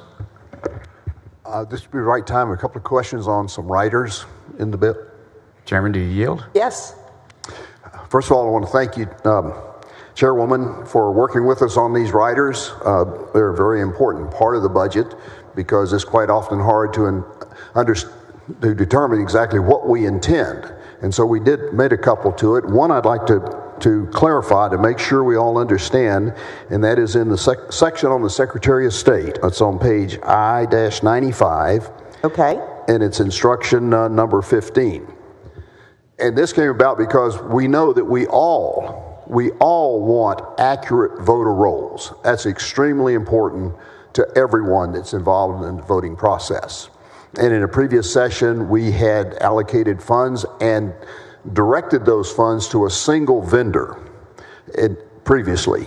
And since then, we have learned things that many other states have learned, that is probably not the best way to go about making sure we have accurate voter rolls. So this rider was put in there so that the Secretary of State will have the latitude to be able to select the process, the technique, and use whatever tools the Secretary of State thinks are the right ones to ensure that we do have an accurate voter roll without dictating a single vendor. That is correct. It gives her, or the Secretary of State, flexibility in how they want to implement the program. Yes. Yeah, and they will be able to use any funds left over from previous budget that had been allocated with a single vendor to use that freely with however they come about. That's correct. Yes, there is flexibility in the funding. Right. Yes. And I've got a second one here. Okay. This book is thick, in case you didn't know. Yep. Let me get to it here. Take your time. This is in the miscellaneous provisions. It's section 17.36, and it has to do with the Lottery Commission and their rules changes. You know, after the session started, we learned that the Lottery Commission back in 2020 changed its rules on how it was to operate. The original intent when the lottery came into being was that these tickets would be sold through legitimate brick and mortar facilities. They'd be sold for cash, and they must be purchased by the person making a personal appearance in that legitimate brick and mortar establishment. Those are the rules. Yes. That's what the legislature had intended. Yes. And they operated that way for decades. And then in June of 2020, they made some significant changes to the rules. In that they moved away from that requirement for an individual to go into a legitimate brick and mortar store and purchase the tickets. They arranged for a third party to insert themselves between the brick and mortar facility and the people who are actually playing the lottery. Yes. And therefore, we lost any ability to ensure that those people playing the lottery were actually using cash. And they did it in a clever way by having a courier service actually make the purchase for the person playing the lottery as opposed to the person actually going in. That is correct, yeah. And that is a clear circumvention by a torturous interpretation of the way we wrote the law to allow folks to play without going into a legitimate brick and mortar facility. And we have found that there are folks that have set up so that it's highly questionable how legitimate they are in their actual sales of products, and that they only have maybe one or two things in there, but they have a multitude of lottery machines. And so this rider is intended to instruct the Lottery Commission to go back to operating the lottery like the legislature had intended when it was first written. That is the intention of the rider, yes, to instruct the commission to knock off these practices that have been occurring, correct? Okay, very good. Well, thank you. Thank you. Thanks for working on this. Yeah. Mr. President, I'd like to move that the discussion between Senator Huffman and myself on these two be reduced to writing and included. Members, you've heard the motion. Is there any objection? Hearing none, so ordered. Thank you. Senator Hinojosa. For what purpose? Well, the Chair Huffman yield for a couple of questions. Madam Chair, do you yield? Yes, of course. First of all, on behalf of the Finance Committee, thank you for your hard work the first time around as Chair of Finance, which is really a lot more difficult, I would say, and complicated than being Chair of State Affairs or being Chair of Redistricting. And as Senator West said, the budget itself, we really got most of what was needed. Maybe a few items were left out, but it all depends on the amount of money and the budget limits that we have under the Constitution. But my focus is just on mental health. I know there's been a lot of discussion on mental health, of funding, and whether or not we funded mental health adequately. But I think the last budget, we had pretty close to over $9 billion funded in mental health across state agencies. And how does this budget address those issues with mental health? I know we also created a Mental Health Children's Consortium, where you have over $300 million to help identify those students in our public schools that show tendencies of being suicidal, have tendencies of mental health challenges, to identify them and providing mental health. Those issues are very important. So how do we address some of these issues on mental health? Yeah. Well, of course, mental health is a big priority of this Senate. It has been for several years. Senator Kolkhorst has been a leader amongst others who've had an interest in this. This budget has $9.4 billion total for mental health across, all of our different articles. It is an increase of $1.2 billion in GR over last session, so we're increasing it.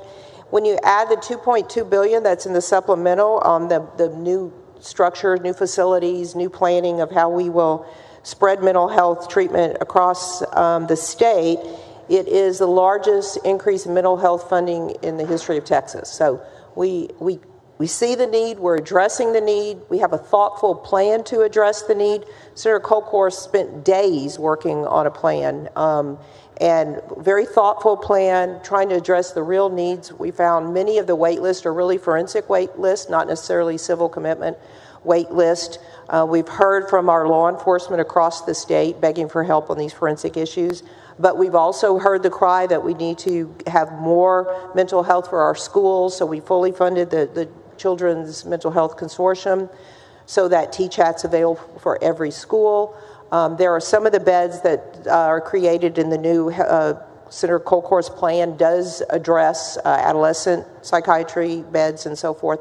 So we're doing a lot. We've helped the Harris Psychiatric Center, giving them more money for some of their programs. So it's a real commitment on the part of the state. And I know Senator Kolkhorst has worked very hard also on this issue because, as you know, and we all know, after the pandemic, when you have many people isolated, many of the schools were shut down, there seemed to be a much greater increase in need for mental health. I just want the general public to know that we are addressing this issue. We are responding to the crisis of mental health that our state has faced, not only because of the pandemic, but just because of the social pressures that has happened on many of our families and our public schools and our teachers and students due to COVID-19 and what we're doing. But anyway, thank you again for your hard work and your leadership on finance. And to me and many of my constituents, mental health has become a priority, not only for them as families, but for the children in schools. Thank you. Thank you, and thanks for being a great vice chair, Senator. Senator Kolkhorst, for what purpose? To ask the chairwoman a few questions. Senator, do you yield? Of course. Yeah, thank you. Senator Hinojosa, I'd follow up on that. First of all, let me say to Chairwoman Huffman, what a great job you did. It's, I think, noted that you have served many, many years on Senate Finance, but to become the chairman in a time when it is historic revenue growth is really, some would say, well, what a blessing, but it can be such a challenge because this budget will, I just have to put it in perspective, for the first time, I think, in all funds exceed $300 billion. I think that's correct, yes. And it puts us on, and we have been for many years, Comptroller Hager says this many times, of where we rank in our economy is in the top 10, if we were a nation, top 10 nation in the world. And so your guidance and setting, and Chair Bonin and all the members that have served and all the members on this body have had input, sets a path forward. And so we want to thank you for that. Thank you. Just a few questions about what Senator Hinojosa was talking about on mental health. As you highlighted a few things, obviously the Lieutenant Governor, as a priority coming into the session, had said we're going to set aside, I think it was $2.321 billion in a rider that was generically kind of written to let the members craft that policy. Correct, yes. Is most of that domiciled in and appropriated in SB 30, as I understand it? Yes. We've worked through that? That'll be the next bill, but it is, we did fund it through SB 30. That's correct. Yes. But there are riders in HB 1 that direct the expenditure of that. There is some in here, yes. Yes. Yes. So it's a combination. And I say this, Madam Chair, in that if someone in the general public, our constituents, people that work in the healthcare field, in the mental health realm, are trying to put the whole plan together, you really have to look at SB 30 and HB 1 as a whole. Is that correct? That is absolutely correct, yes. Okay, great. Yep. And so in looking at that, we are adding beds. We are definitely adding new beds. We're going to reconstruct in Wichita Falls, and what I like to say is right-size it. We had members up to 700 beds offline, and working with HHSC and trying to identify that. I know that Senator West, you asked Senator Creighton a lot of questions back and forth. The package of bills that are moving, and I'm very pleased to Madam Chair, the point, I think most of the Health and Human Services bills have made it across the line. We've either conferenced or agreed with the House. I want to thank certainly my counterpart, Representative Jatan, on Article 2, but Representative Chair James and also Chair Click on outstanding work as we try to address what really has become almost a mental health crisis in our state. So the package as a whole, you feel very good about. It's a great package. And it really it will take years for us, and I just have to say, whether it's rebuilding Terrell, with almost all forensic beds, or Wichita Falls in a combination, new hospital in Amarillo, an addition in El Paso, down to the Rio Grande Valley, and what we're doing there. Some of the other areas where we're adding to a project that we have in Montgomery County, we're, as you said, funding more beds for UT Health, who's been a great partner, as well as with what they're doing with some of our children in CPS care that need special attention. Right. So we've set aside money for that as well. Exactly, yes. It's a great package that has statewide implications, and that's what I like about it. It really it's all over the state, and that's the way it should be. I really like the plan because of that. Yeah. And just to say this too, I know Senator Perry and Senator Sparks came, and they had that plan, and they were tireless on it. They were tireless.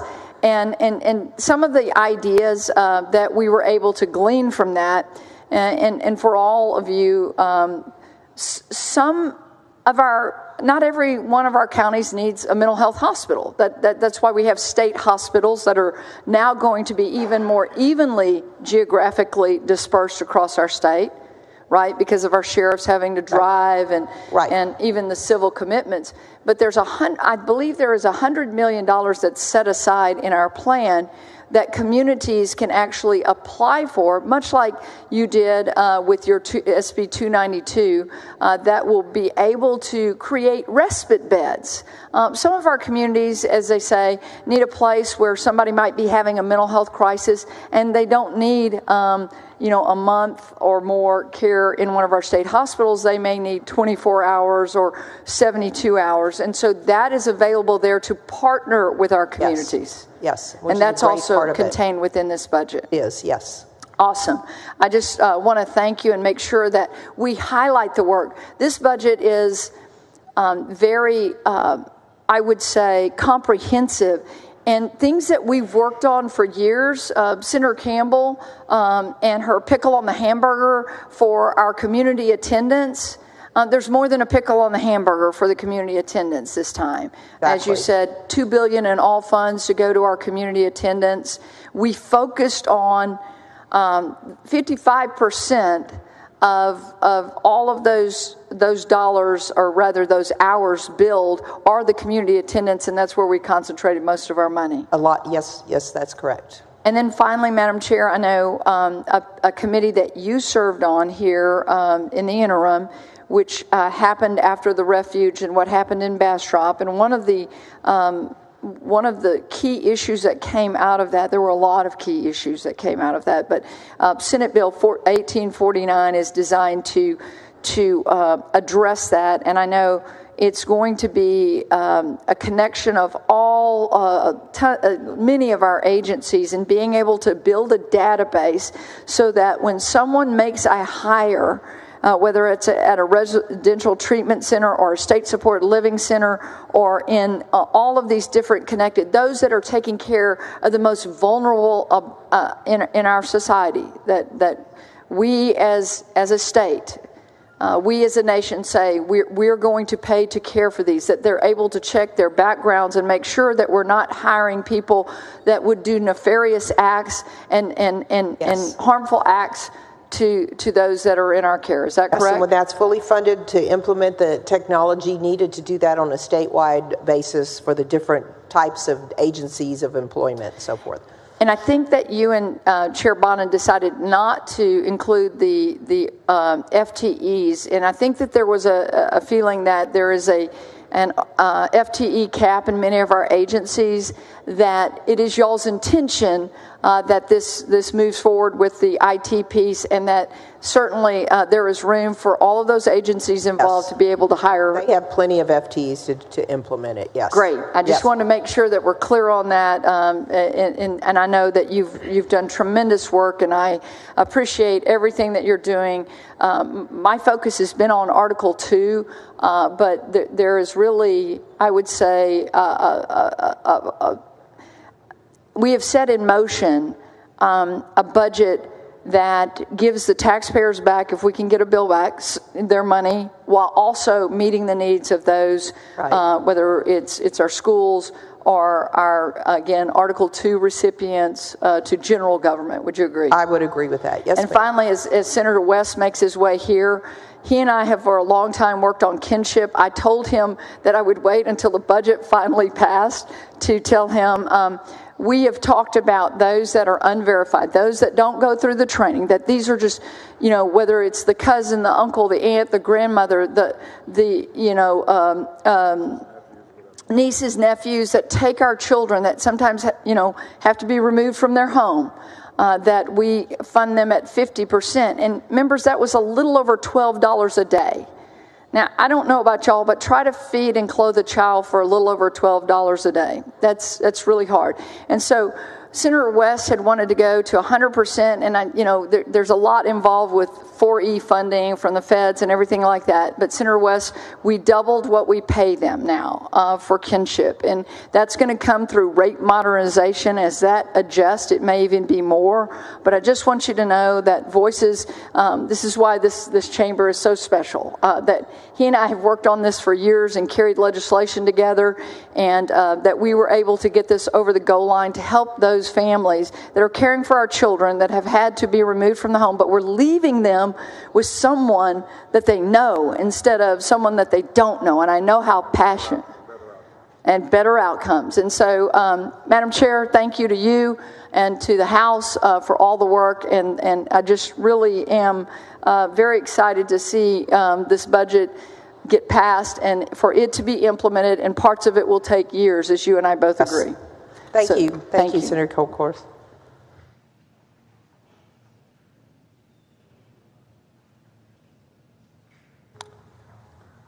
Senator Huffman moves adoption of the conference committee report on House Bill 1. Secretary will call the roll. Alvarado, Betancourt, Bardwell, Blanco, Campbell, Craig. 30 ayes, 1 nay. The conference committee report is adopted. Congratulations, Senator. Thank you, members. 8 or 9 or 10 months of hard work with you and your staff. Thank you.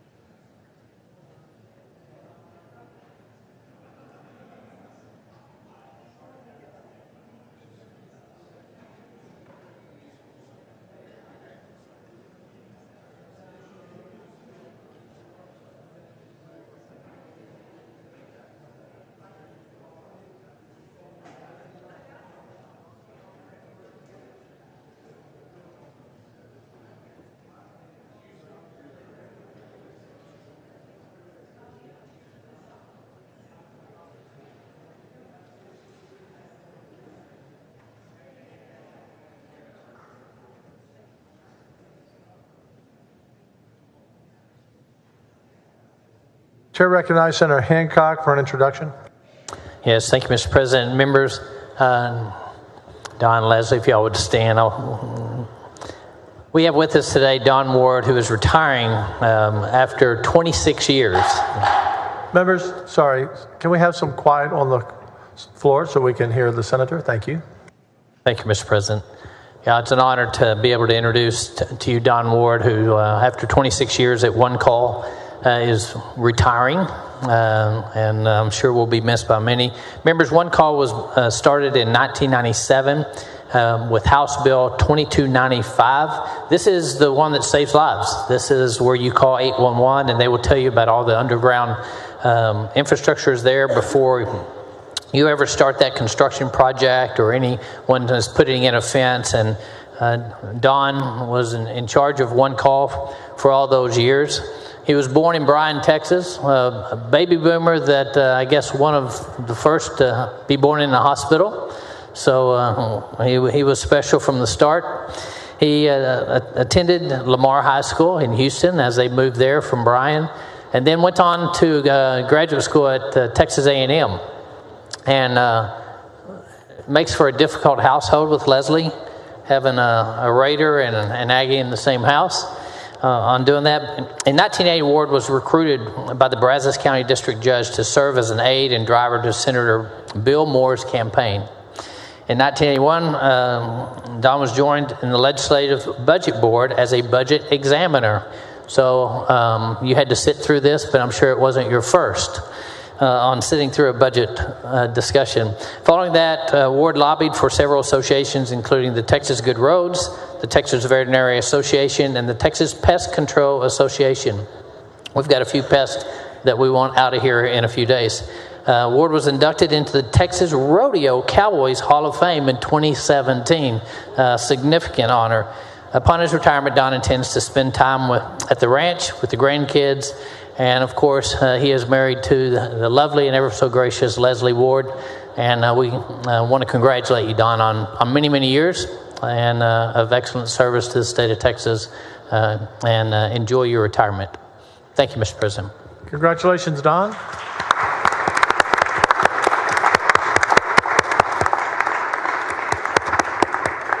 Senator Zaffarini. Thank you, Mr. President. May I be recognized for an introduction? You may. Thank you. Mr. President and members, I'm delighted to recognize the newly elected director of the Texas League of United Latin American Citizens, LULAC. Robert Diaz hails from my hometown of Laredo. As you know, members, LULAC is the oldest, largest Hispanic organization advocating for Hispanic civil rights in Texas and in the United States. He is a proud graduate of Texas A&M International University, where he earned a degree in political science and is the owner of his own consulting and marketing business. He's well known for his activism and leadership in support of Hispanic civil rights, including in Uvalde. Of interest, Robert Diaz is the youngest to be elected state LULAC director and is the son of a well-known Laredo immigration lawyer, Joey Diaz. Please join me in congratulating Robert Diaz and Gloria Leal, who is the first woman appointed general counsel of National LULAC, who join us in the gallery. Welcome to the Texas Senate.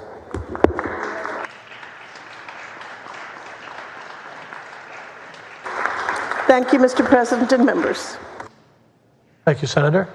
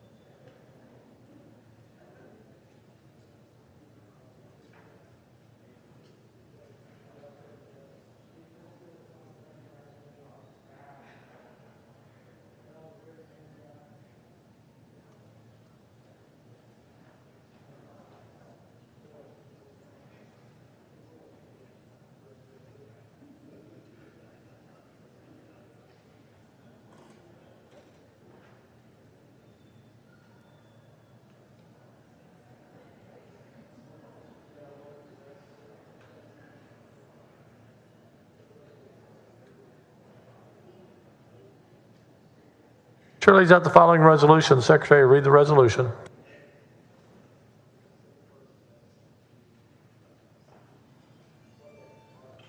Senate Resolution 657 by Huffman, suspending limitations on the conference committee jurisdiction for Senate Bill 30. Chair recognizes Senator Huffman to explain the resolution. Thank you, Mr. President. Members, I'd like to ask for your consideration and approval of a resolution to allow the conference committee on Senate Bill 30 to go outside the bounds during our negotiations. Some of our decisions did not conform to language in the House or the Senate version of the budget. We need to go outside the bounds to ensure the budget reflects the decisions made by the House and Senate. Move adoption.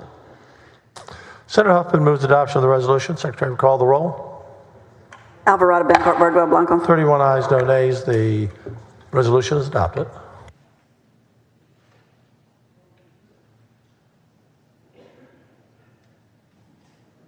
Chair lays out the conference committee report on House Bill 30. Senate Bill 30, excuse me. Secretary, read the caption. Conference Committee report for Senate Bill 30 relating to supplemental appropriations and reductions in appropriations and giving direction and adjustment authority regarding appropriations. You're recognized. Thank you, Mr. President. Members, the Conference Committee report for Senate Bill 30 is the supplemental budget for the 22-23 biennium. Each session, our General Appropriations Act is developed to cover a future 2-year period, largely based on projected revenue and expenses. We then true up those projections and address unforeseen costs or changes in revenue through a supplemental budget. Senate Bill 30 also makes several investments to bolster important legislative priorities such as school safety, inpatient mental health care capacity, public safety, debt reduction, and preserving our state historic sites and parklands. Specifically, this bill appropriates $13.2 billion in all funds and $8.4 billion in GR, including $2.3 billion to continue the legislature's commitment to expanding inpatient mental health care capacity, which we spoke about at length in House Bill 1, $2.5 billion to address the Medicaid shortfall, $1.1 billion to provide additional assistance grants to school districts for safety and security upgrades. This is in addition to $400 million authorized over the interim for school safety grants, plus an increase to the school safety allotment is to be included in other legislation. An adjustment of $8.4 billion to the FSP resulting from updated projections since appropriations were made last session. $3 billion for the creation of the TUF for the Texas University Fund, contingent on passage of legislation and voter approval. $1.4 billion to support the Texas Semiconductor Innovation Fund, contingent upon passage of legislation. $1 billion in new funding for water infrastructure and supply, contingent upon passage of legislation and voter approval. $625 million to recapitalize the FIF, and $125 million to serve as non-federal match for federal funding for water programs.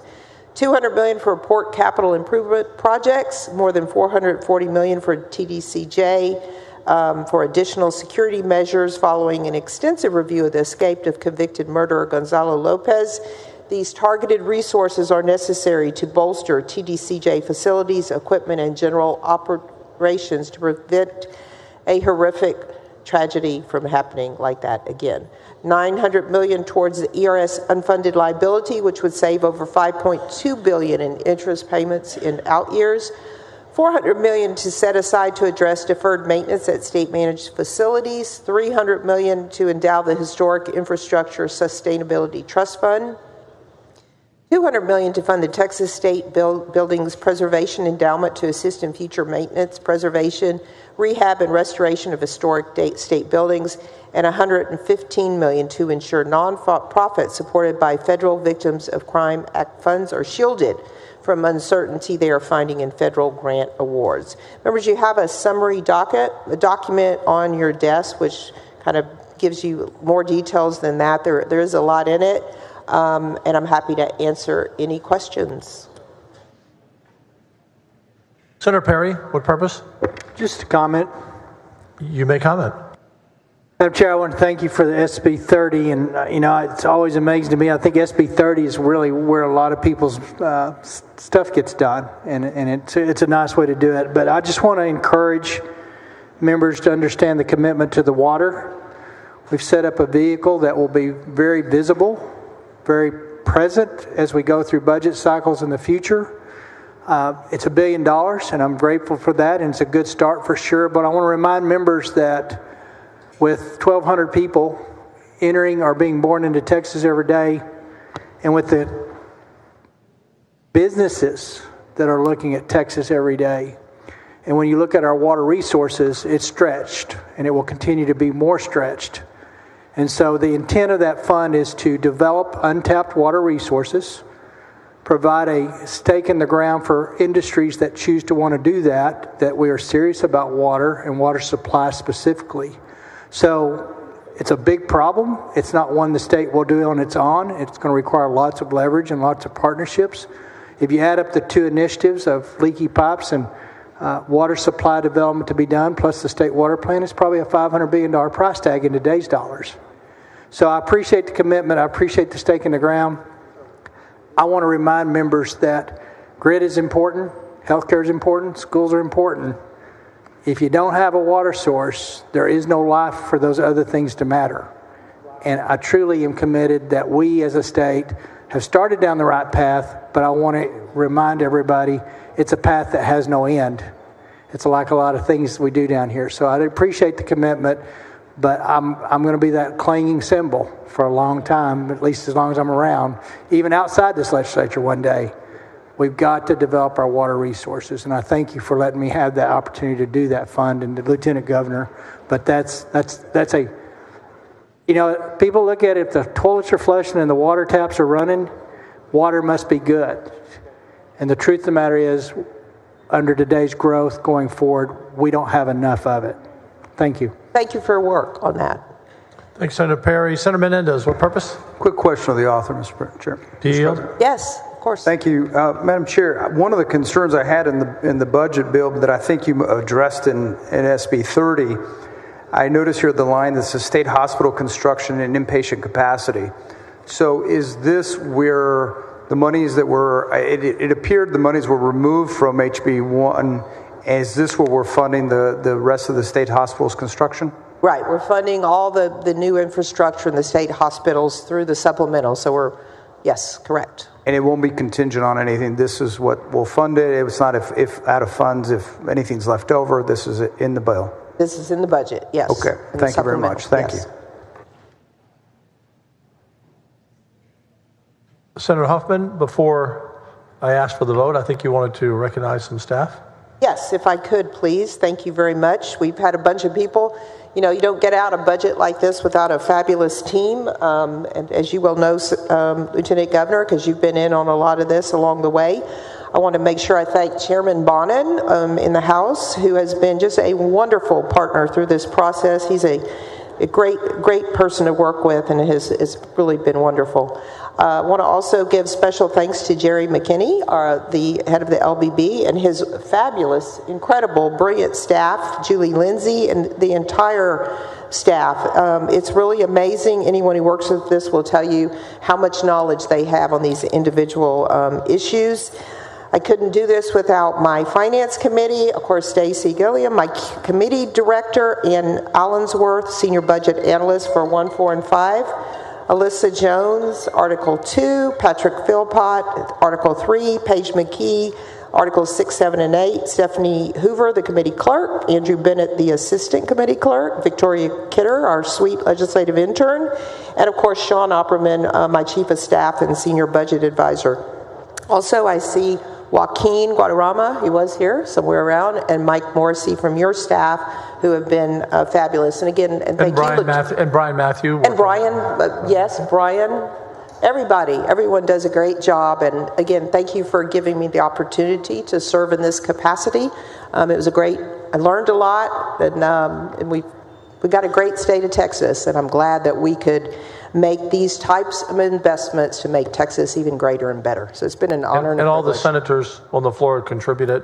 Absolutely. All the conferees, everybody had a part. I mean, I think everyone in here has talked to me several times about their interest in the budget and items in the budget.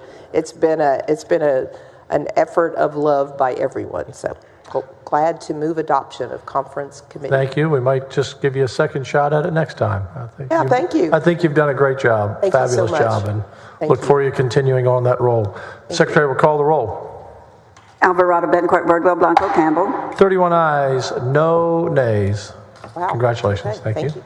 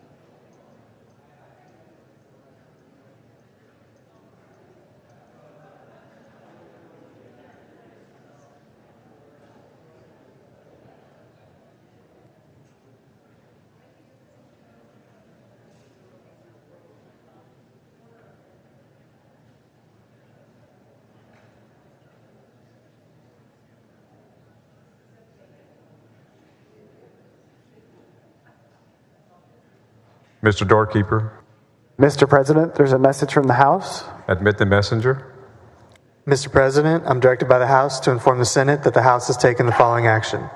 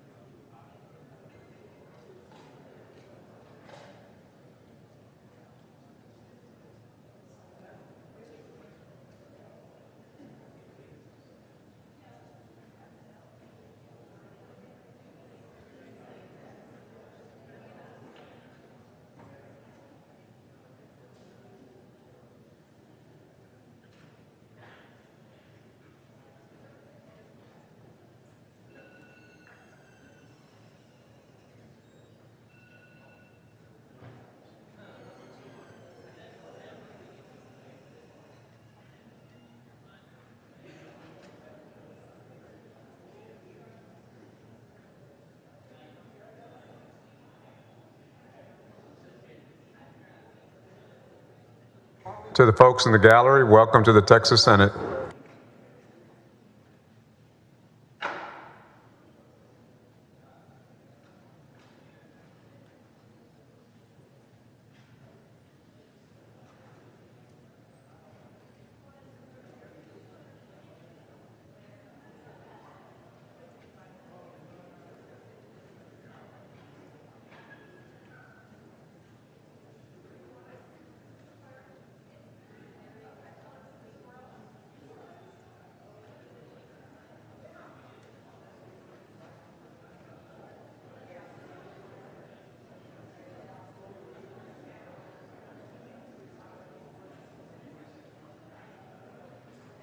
Senator Alvarado for introduction.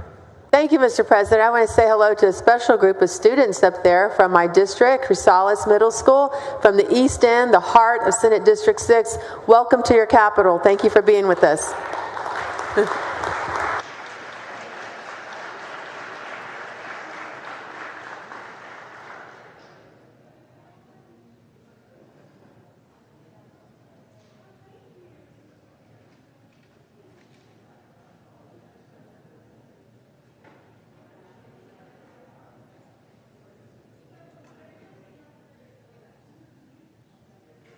Senator Menendez to recognize for an introduction. No, for what purpose? Oh. For what purpose? No. Oh. We'll back up. Ask him to Come forward, please.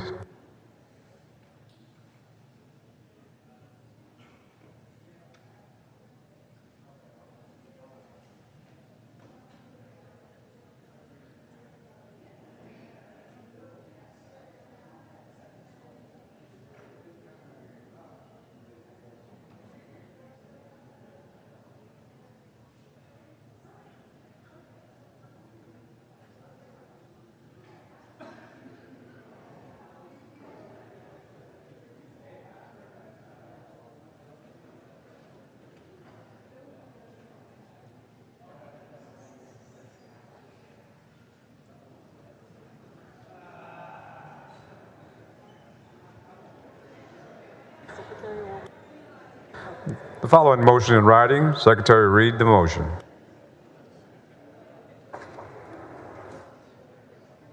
Motion in writing. Mr. President, I move that the Senate grant the request of the House for a conference committee on House Bill 30. Motion by King. Senator King moves that the Senate grant the request of the House for a conference committee on House Bill 30. Is there objection? Chair hears none. Are there motions to instruct the following conferees? Conference Committee on House Bill 30. Chair, Senator King.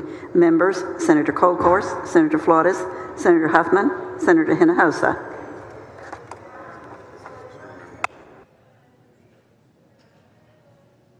The following motion in writing.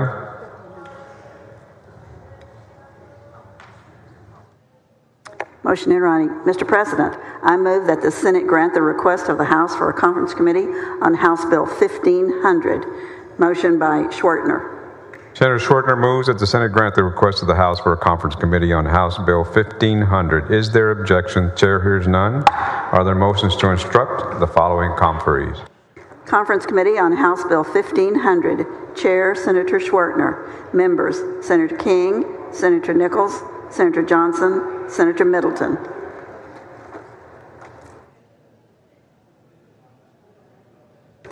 Following motion in writing.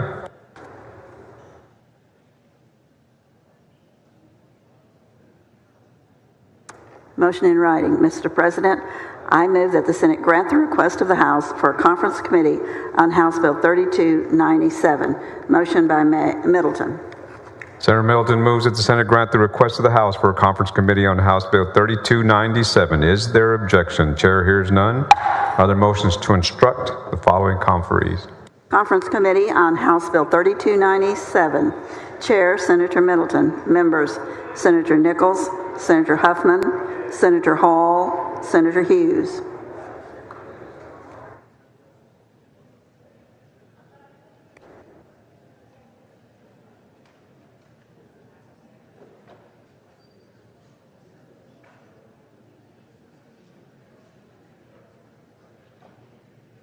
Following motion in writing.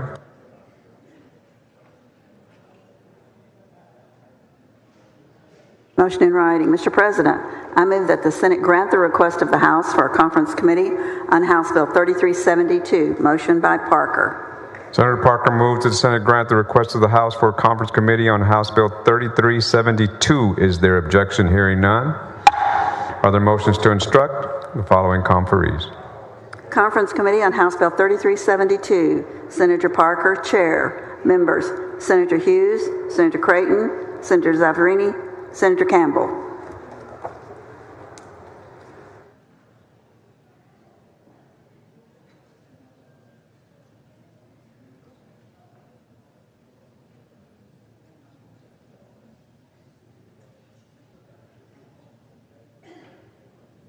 Following motion in writing.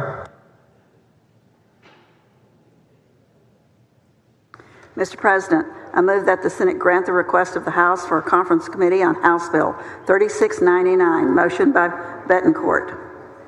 Senator Betancourt moves the Senate grant the request of the House for a conference committee on House Bill 3699. Is there objection? The chair hears none. Are there motions to instruct the following conferees? Conference Committee on House Bill 3699. Chair, Senator Betancourt. Members, Senator Springer, Senator Hall, Senator Paxton, Senator West.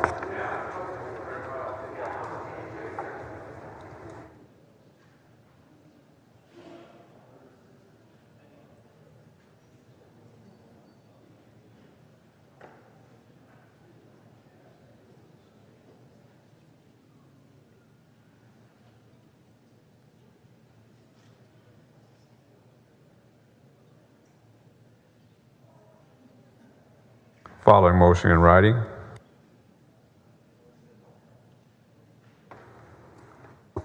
Mr. President, I move that the Senate grant the request of the House for a conference committee on House Bill 4443. Motion by Colcourse.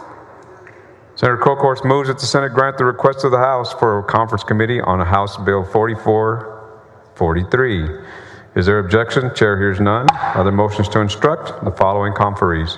Conference Committee on House Bill 4443. Chair, Senator Colcourse. Members, Senator Springer, Senator Middleton, Senator Nichols, Senator Alvarado. Following motion in writing. Mr. President, I move that the Senate grant the request of the House for a conference committee on House Bill 3452. Motion by Huffman. Senator Huffman moves that the Senate grant the request of the House for a conference committee on House Bill 3452. Is there objection? The chair hears none. Are there motions to instruct the following conferees? Conference Committee on House Bill 3452. Chair, Senator Huffman. Members, Senator Hughes, Senator Hinojosa, Senator Creighton, Senator Betancourt.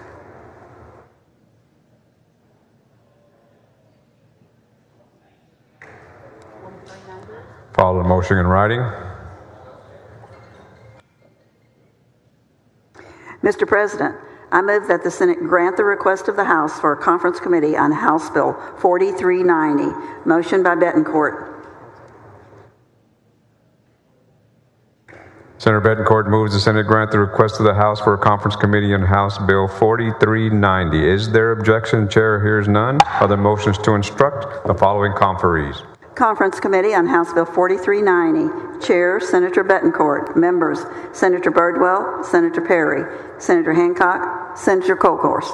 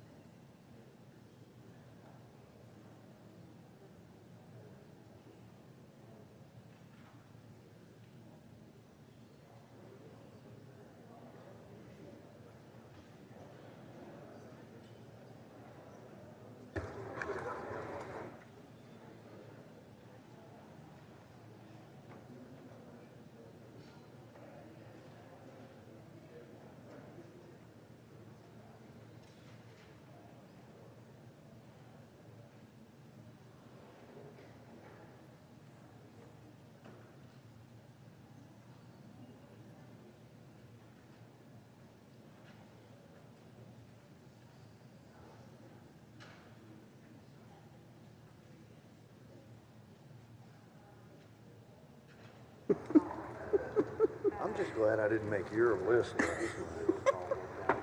No.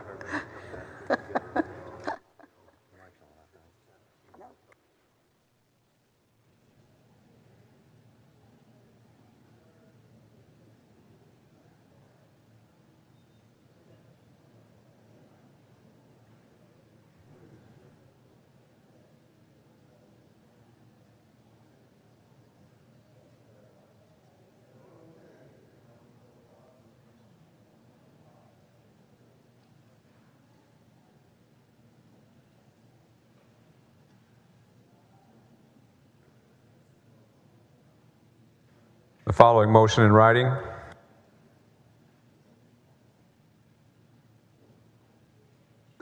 Mr. President, I move that the Senate grant the request of the House for a conference committee on House Bill 4843. Motion by Huffman. Senator Huffman moves that the Senate grant the request of the House for a conference committee on House Bill 4843. Is there objection? Chair hears none. Are there motions to instruct the following conferees? Conference Committee on House Bill 4843. Chair, Senator Huffman. Members, Senator Hughes, Senator Betancourt, Senator Middleton, Senator Nichols.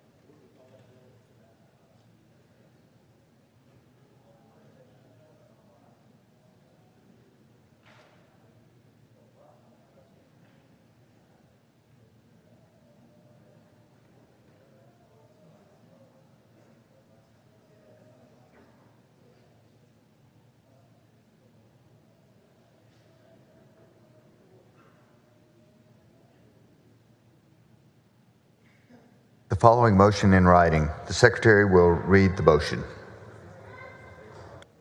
Mr. President, I move that the Senate grant the request of the House for a conference committee on House Bill 4635. Motion by Flores.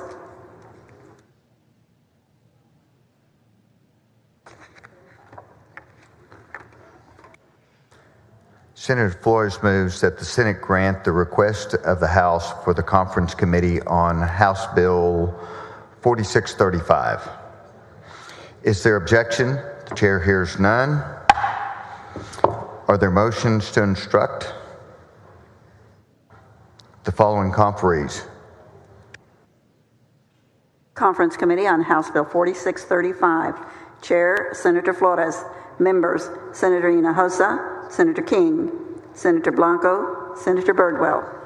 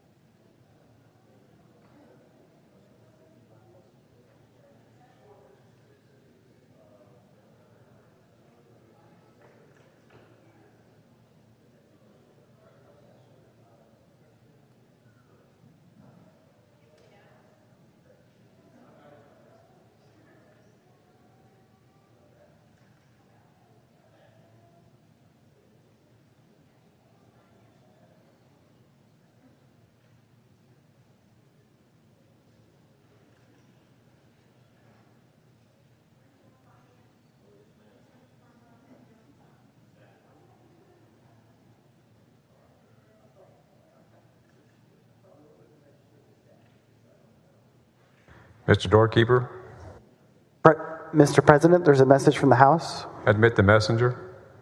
Mr. President, I'm directed by the House to inform the Senate that the House has taken the following action. The House has concurred.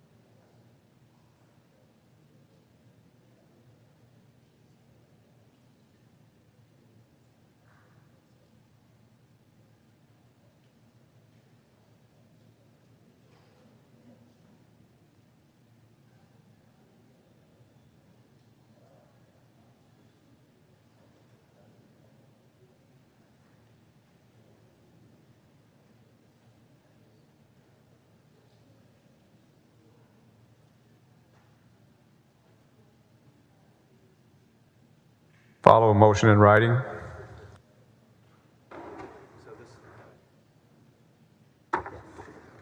Mr. President, I move that the Senate grant the request of the House for a conference committee on House Bill 2729. Senator Creighton moves that the Senate grant the request of the House for a conference committee on House Bill 2729. Is there objection? The chair hears none. Are there motions to instruct the following conferees? Conference Committee on House Bill 2729. Chair, Senator Creighton. Members, Senator Campbell, Senator Parker, Senator King, Senator West.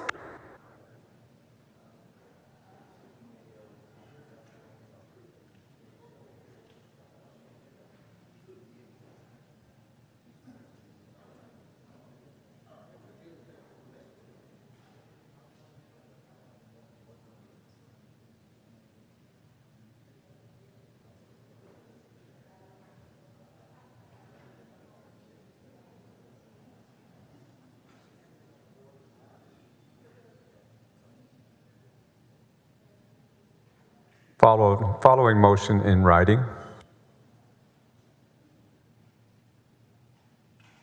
Mr. President, I move that the Senate grant the request of the House for a conference committee on House Bill 3474. Motion by Hughes.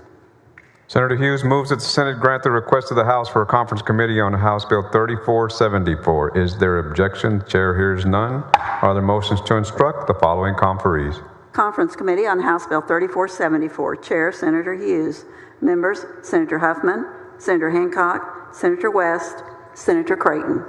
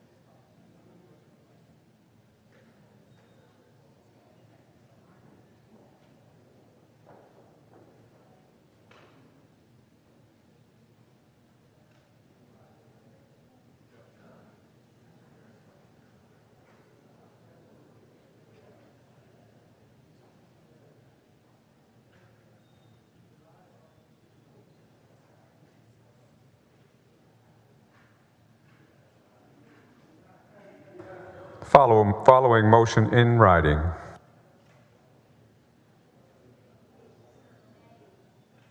Mr. President, I move that the Senate grant the request of the House for a conference committee on House Bill 100. Motion by Creighton. Senator Creighton moves that the Senate grant the request of the House for a conference committee on House Bill 100. Is there objection? The chair hears none. Are there any motions to instruct the following conferees? Conference Committee on House Bill 100. Chair, Senator Creighton. Members, Senator Huffman, Senator Betancourt, Senator Middleton, Senator Blanco.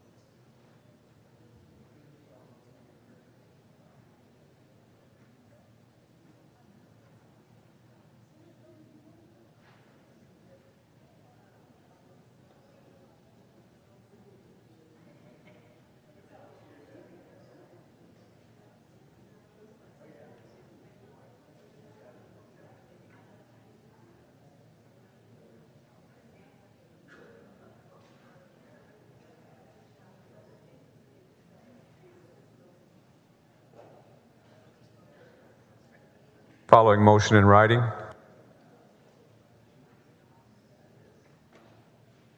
Mr. President, I move that the Senate grant the request of the House for a conference committee on House Bill 18. Motion by Hughes.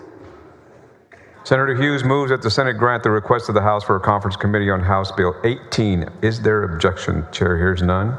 Are there motions to instruct the following conferees? Conference Committee on House Bill 18. Chair, Senator Hughes. Members, Senator Paxton, Senator Menendez, Senator Parker, Senator Hinojosa.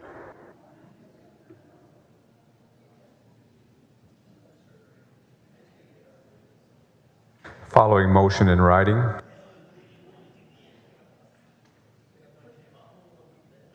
Mr. President, I move that the Senate grant the request of the House for a conference committee on House Bill 357. Motion by Hughes. Senator Hughes moves that the Senate grant the request of the House for a conference committee on House Bill 357. Is there objection? Chair hears none. Are there motions to instruct the following conferees? Conference Committee on House Bill 357. Senator Hughes, Chair. Members, Senator Zaffarini, Senator Birdwell, Senator Paxton, Senator Menendez.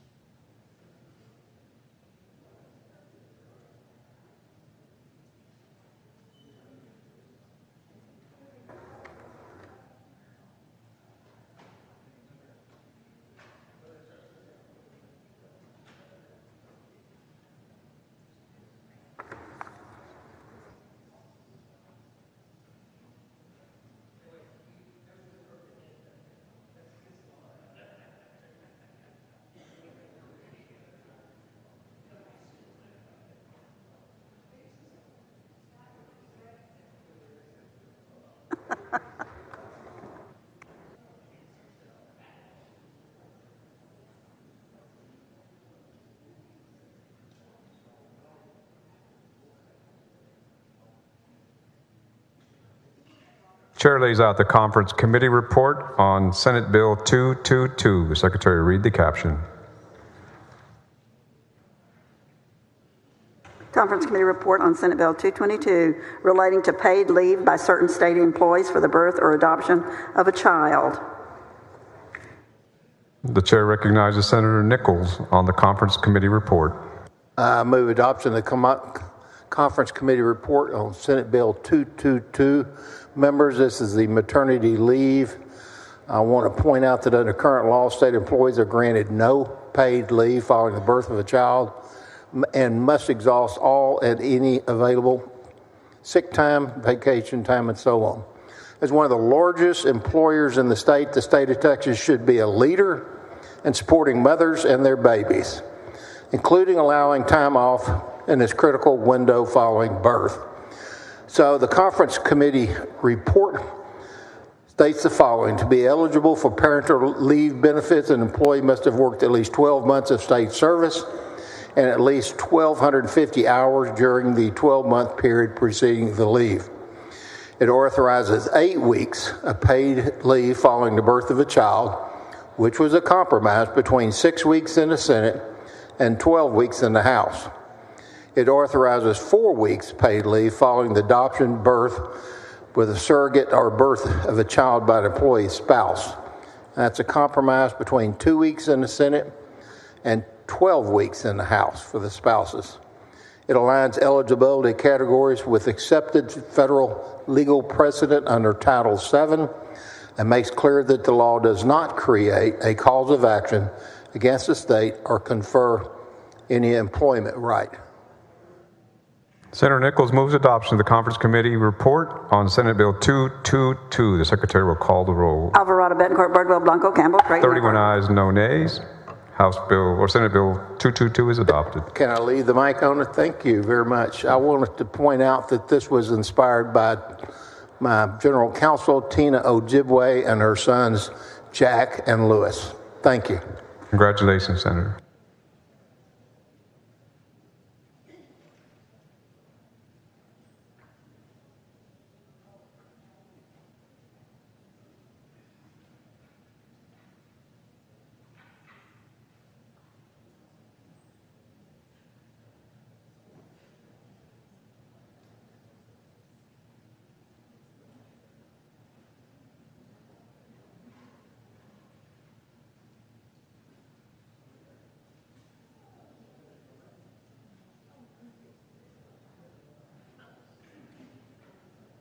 Chair lays out the conference committee report on Senate Bill 1500. Secretary, read the caption.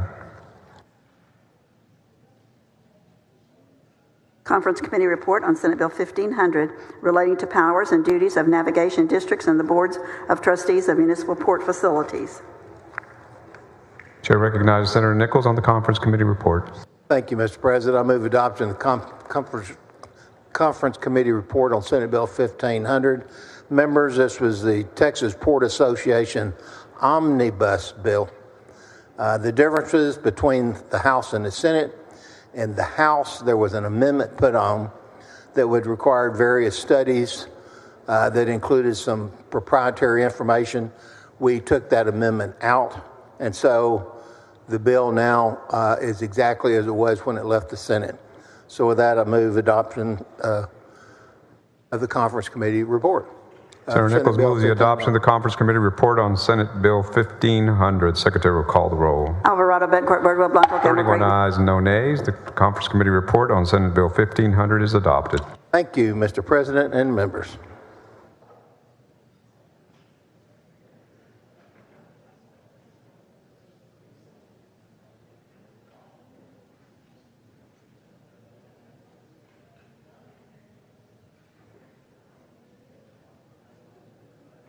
The chair lays out the conference committee report on House Bill 473. The Secretary read the caption.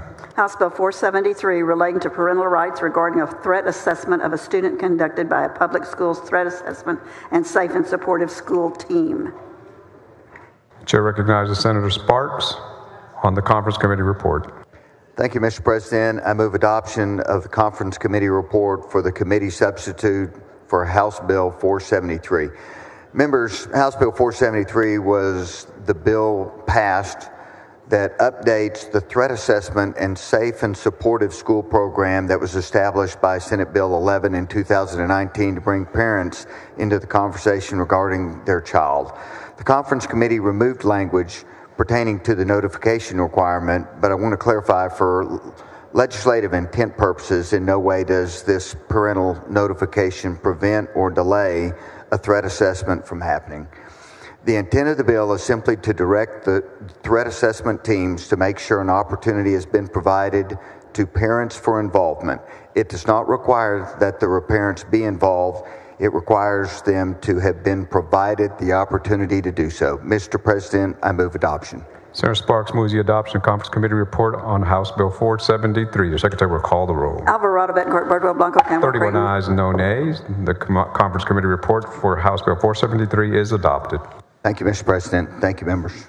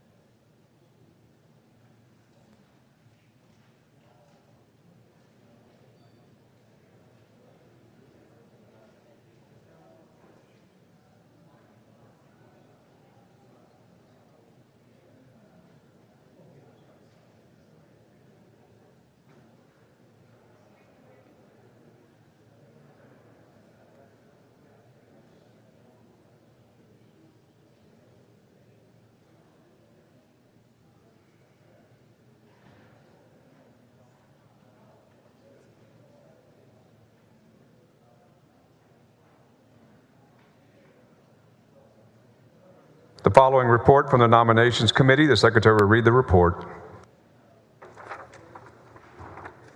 Senate Committee report on the nominations action report from the meeting held on May 22nd.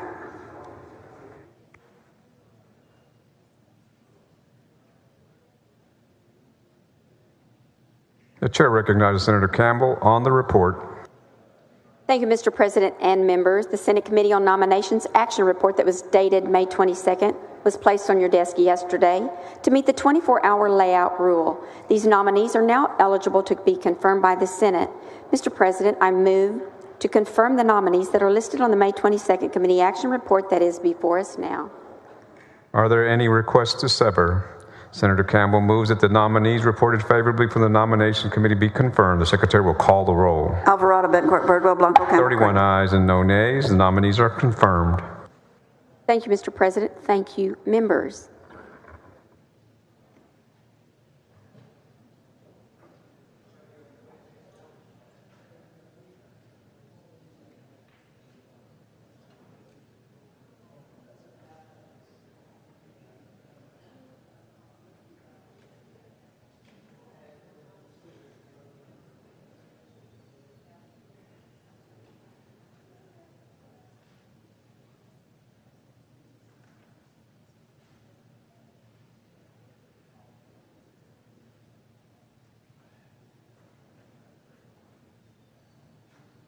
The Chair lays out the Conference Committee report on Senate Bill 773. The Secretary will read the caption.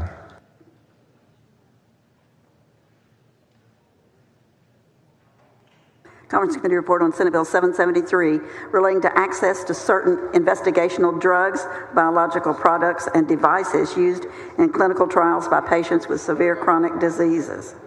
The Chair recognizes Senator Parker on the Conference Committee report. Thank you, Mr. President. I move adoption of the Conference Committee report for SB 773.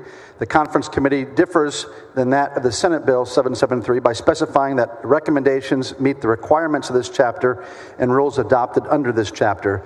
I move adoption of the Conference Committee report for 773. Senator Parker moves adoption of the Conference Committee report on Senate Bill 773. The Secretary will call the roll. Alvarado, Betancourt, Birdwell, Blanco. 31 ayes, no nays. The Conference Committee report on Senate Bill 773 is adopted.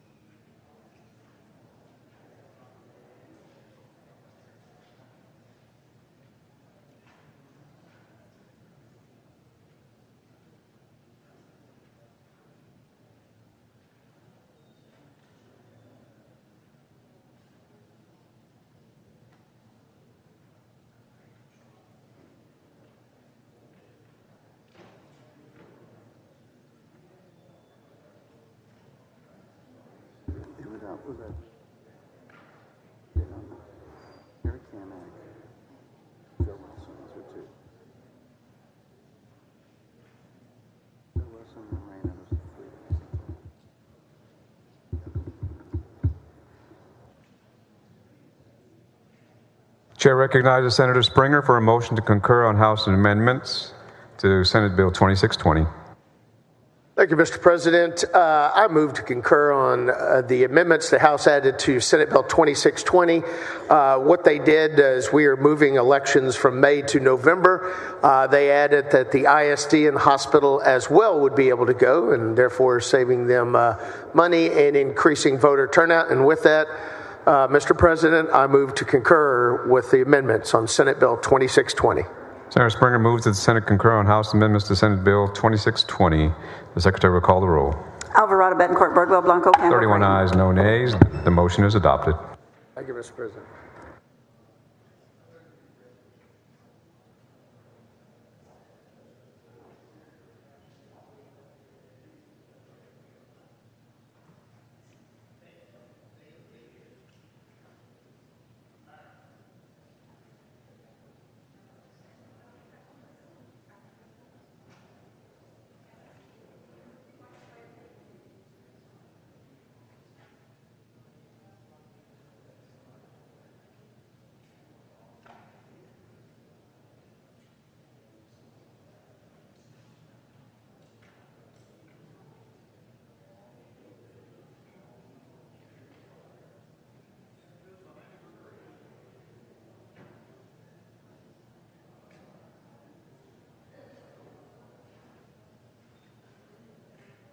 Chair recognizes Senator Miles for a motion to concur on House amendments to Senate Bill 189.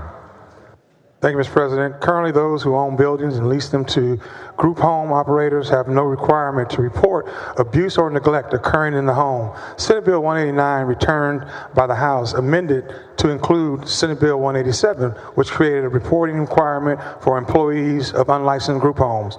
The bill also included language to require cities that regulate group homes to collect and report the data on public safety incidents occurring at group homes. Mr. President, members, I move to concur House Bill Amendment Senate Bill number 189. Senator Miles moves the Senate concur on House amendments to Senate Bill 189. The Secretary will call the roll. Alvarado, Betancourt, Birdwell, Blanco, Campbell. 31 ayes, no nays. The motion is adopted. Thank you, Mr. President, and thank you, members.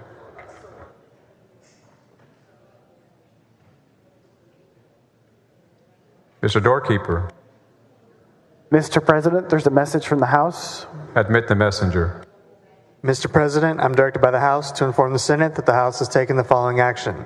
The House is...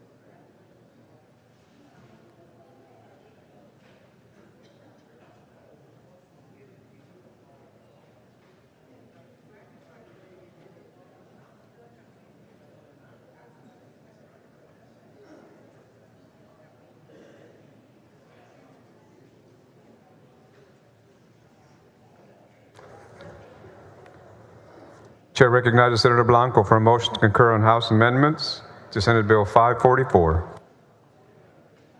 Thank you, Mr. President. I move to concur with the House amendments to Senate Bill 554. There was a clarifying amendment made in the House to make clear that a bachelor's degree is required to qualify for the temporary teaching certificate. Move to concur. Senator Blanco moves the Senate concur on House amendments to Senate Bill 544. The Secretary will call the roll. Alvarado, Bencourt, Birdwell, Blanco, Campbell, Creighton. 31 ayes, no nays. The motion is adopted. Thank you, Mr. President. Congratulations. To all the students who just arrived, welcome to the Texas Senate.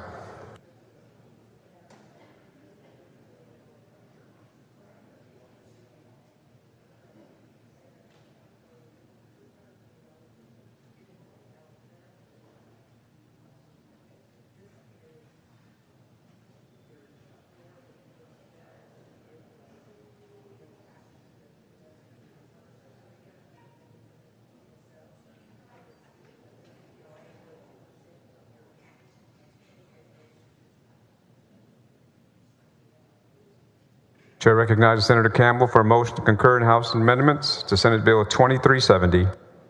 Thank you, Mr. President. This bill creates the support adoption account where individuals can donate money to help children waiting to be adopted as well as potential adoptive parents. Senator Alvarado had asked for an amendment to be added to grant application eligibility to child placement agencies to ensure that foster care children can also benefit from the support adoption account. Chair Canales added Senator Alvarado's amendment in the House. Thank you, Senator Alvarado, for this amendment. I move to concur. Senator Campbell moves the Senate concur on House amendments to Senate Bill 2370. The Secretary will call the roll. Alvarado, Bencourt, Birdwell, Blanco, Campbell, Creighton. 30 ayes and no nays. The motion is adopted. Thank you, Mr. President, and thank you, members.